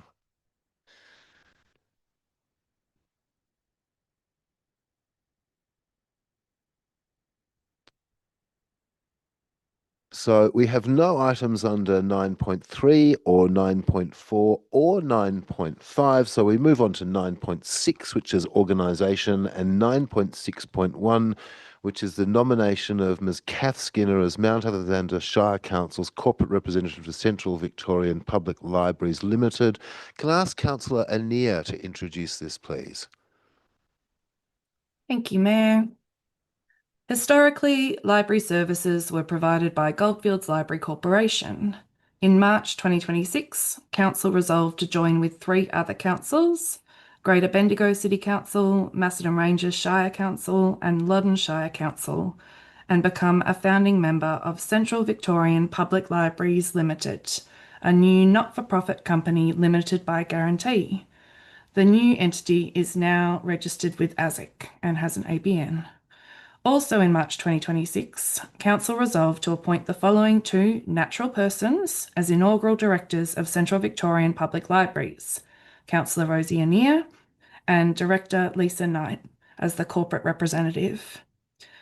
In May 2026, Lisa Knight resigned from her employment with Mount Alexander Shire Council and by default of her resignation ceased to be Council's corporate representative.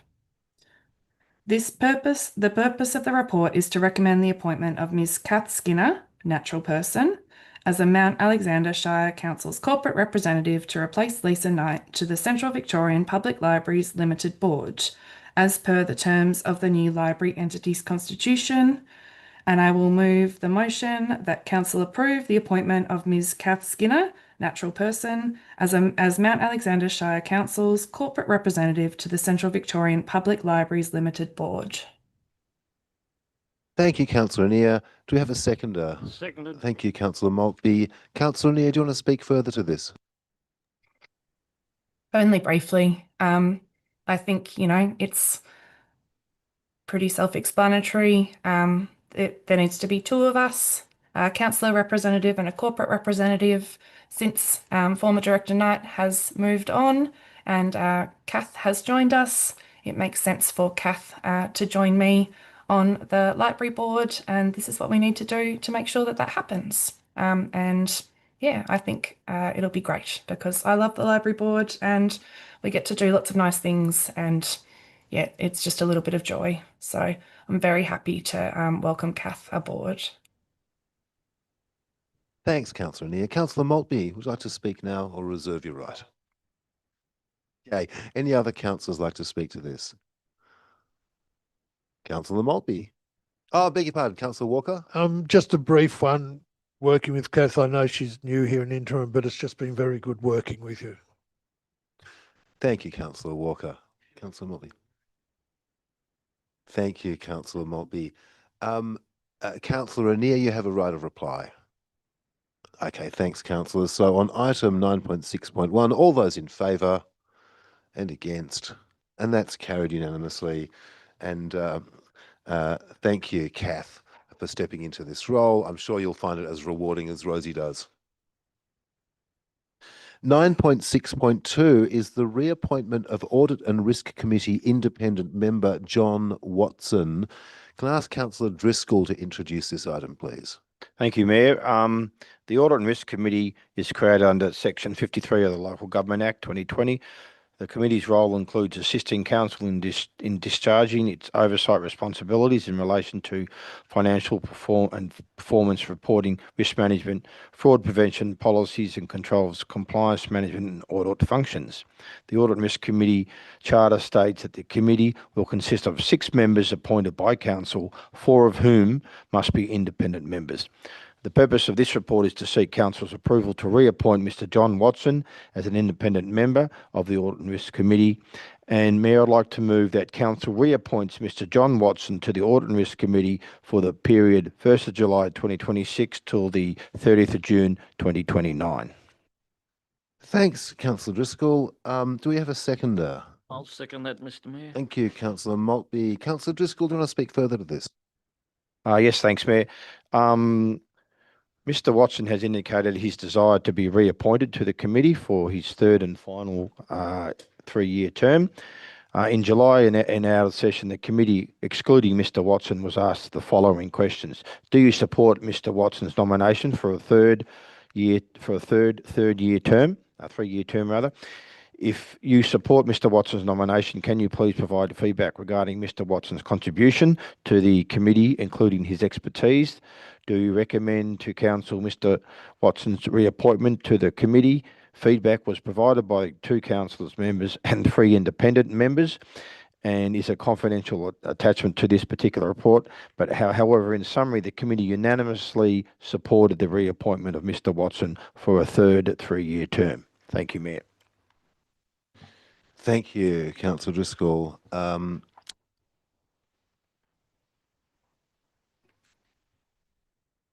Sorry, Councillor Maltby, would you like to speak now? It's a very important subcommittee of the council, and I'm sure Mr. Watson will keep performing his duties well. Thank you, Councillor Maltby. Any other councillors like to speak to this? Then Councillor Driscoll, your right of reply. Thanks, Mayor. I've sat on the Audit and Risk Committee, I think now for 4 or 5 years, with John Watson. He's an excellent independent member, very thoughtful, very smart, and sits on a number of audit and risk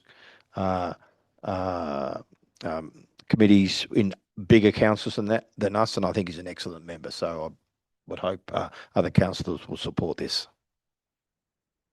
Thanks, Councillor Driscoll. So item 9.6.2, all those in favour and against, and that's carried unanimously. And I concur with Deputy Mayor Driscoll's assessment of John Watson. My time on Audit and Risk Committee, he's been an absolute tower of support for those of us who perhaps are not as good at sorting their audit from their risk, perhaps not so good at reading through balance sheets and everything else.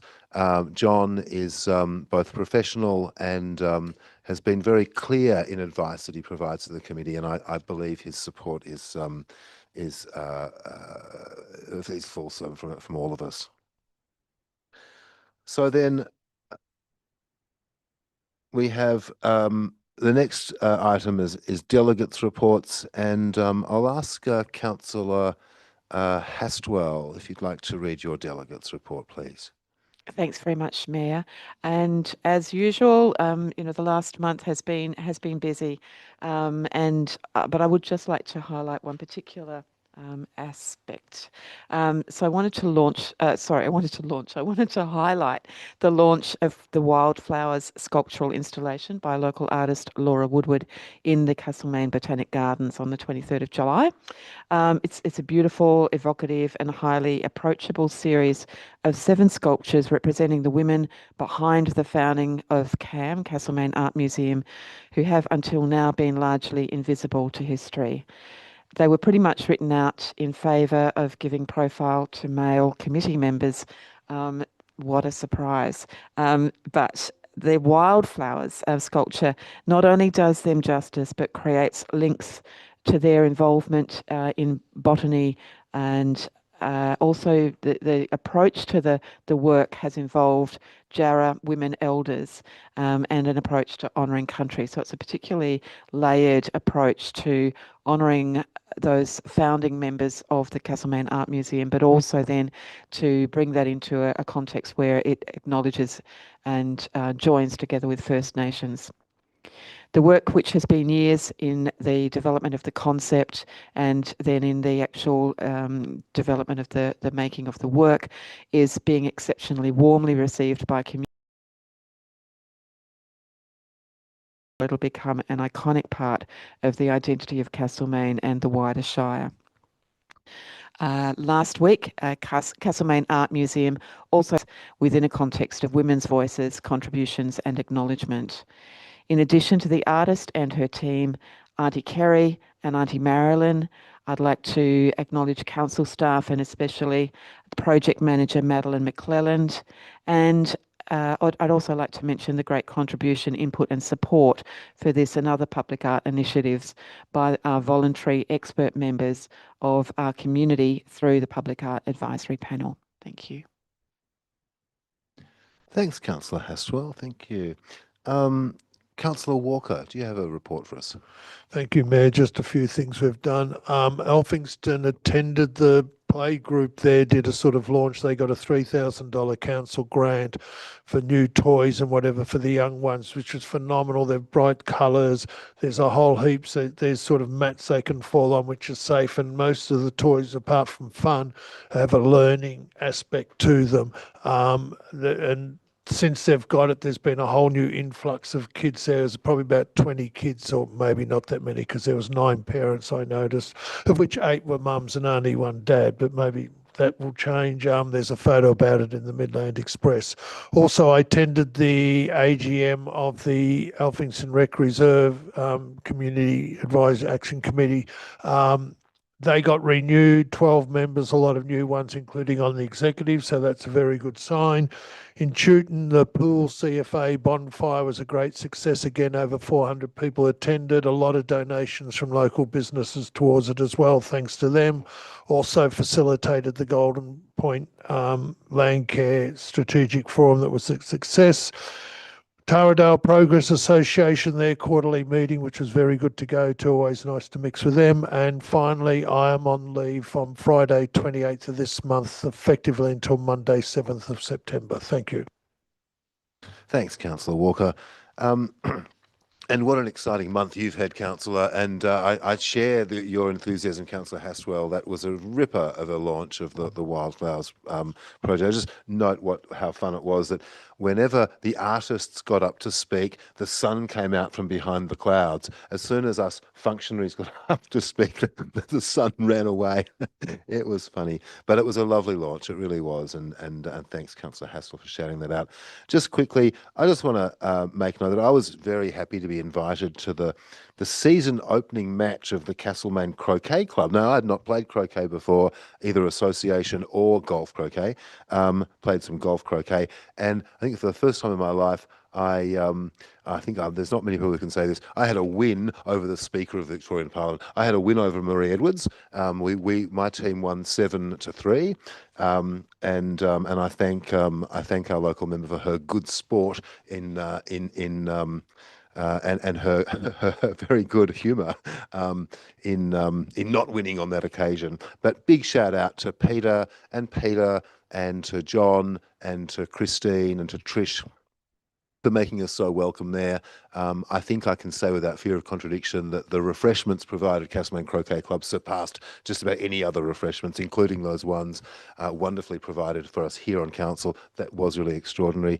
I was lucky enough to go to a debut of a new album performed live by local performer Felicity Cripps at the Castlemaine Art Museum. And the reason I raised that, well, is one, to make note of what an extraordinary artist our local Felicity Cripps is and what an amazing songwriter, but more to point out that what a fantastic event that was for CAM and what hope that gives me as for the future of CAM under its present leadership, that those kinds of events of having, I think there were about 120, I could be wrong, but 102 sold out performances Friday and Sunday. I was there on the Friday. I think there were like 120 to 150 people there. A massive fundraiser for CAM. While I didn't patron the bar, it looked like it was doing pretty well, and we know that's often where all the money is made. I was really, really happy that CAM have maybe struck a rich seam of potential future fundraising for them. So that was really marvellous. We look forward to more creative and interesting ideas for functions at Castlemaine Art Museum.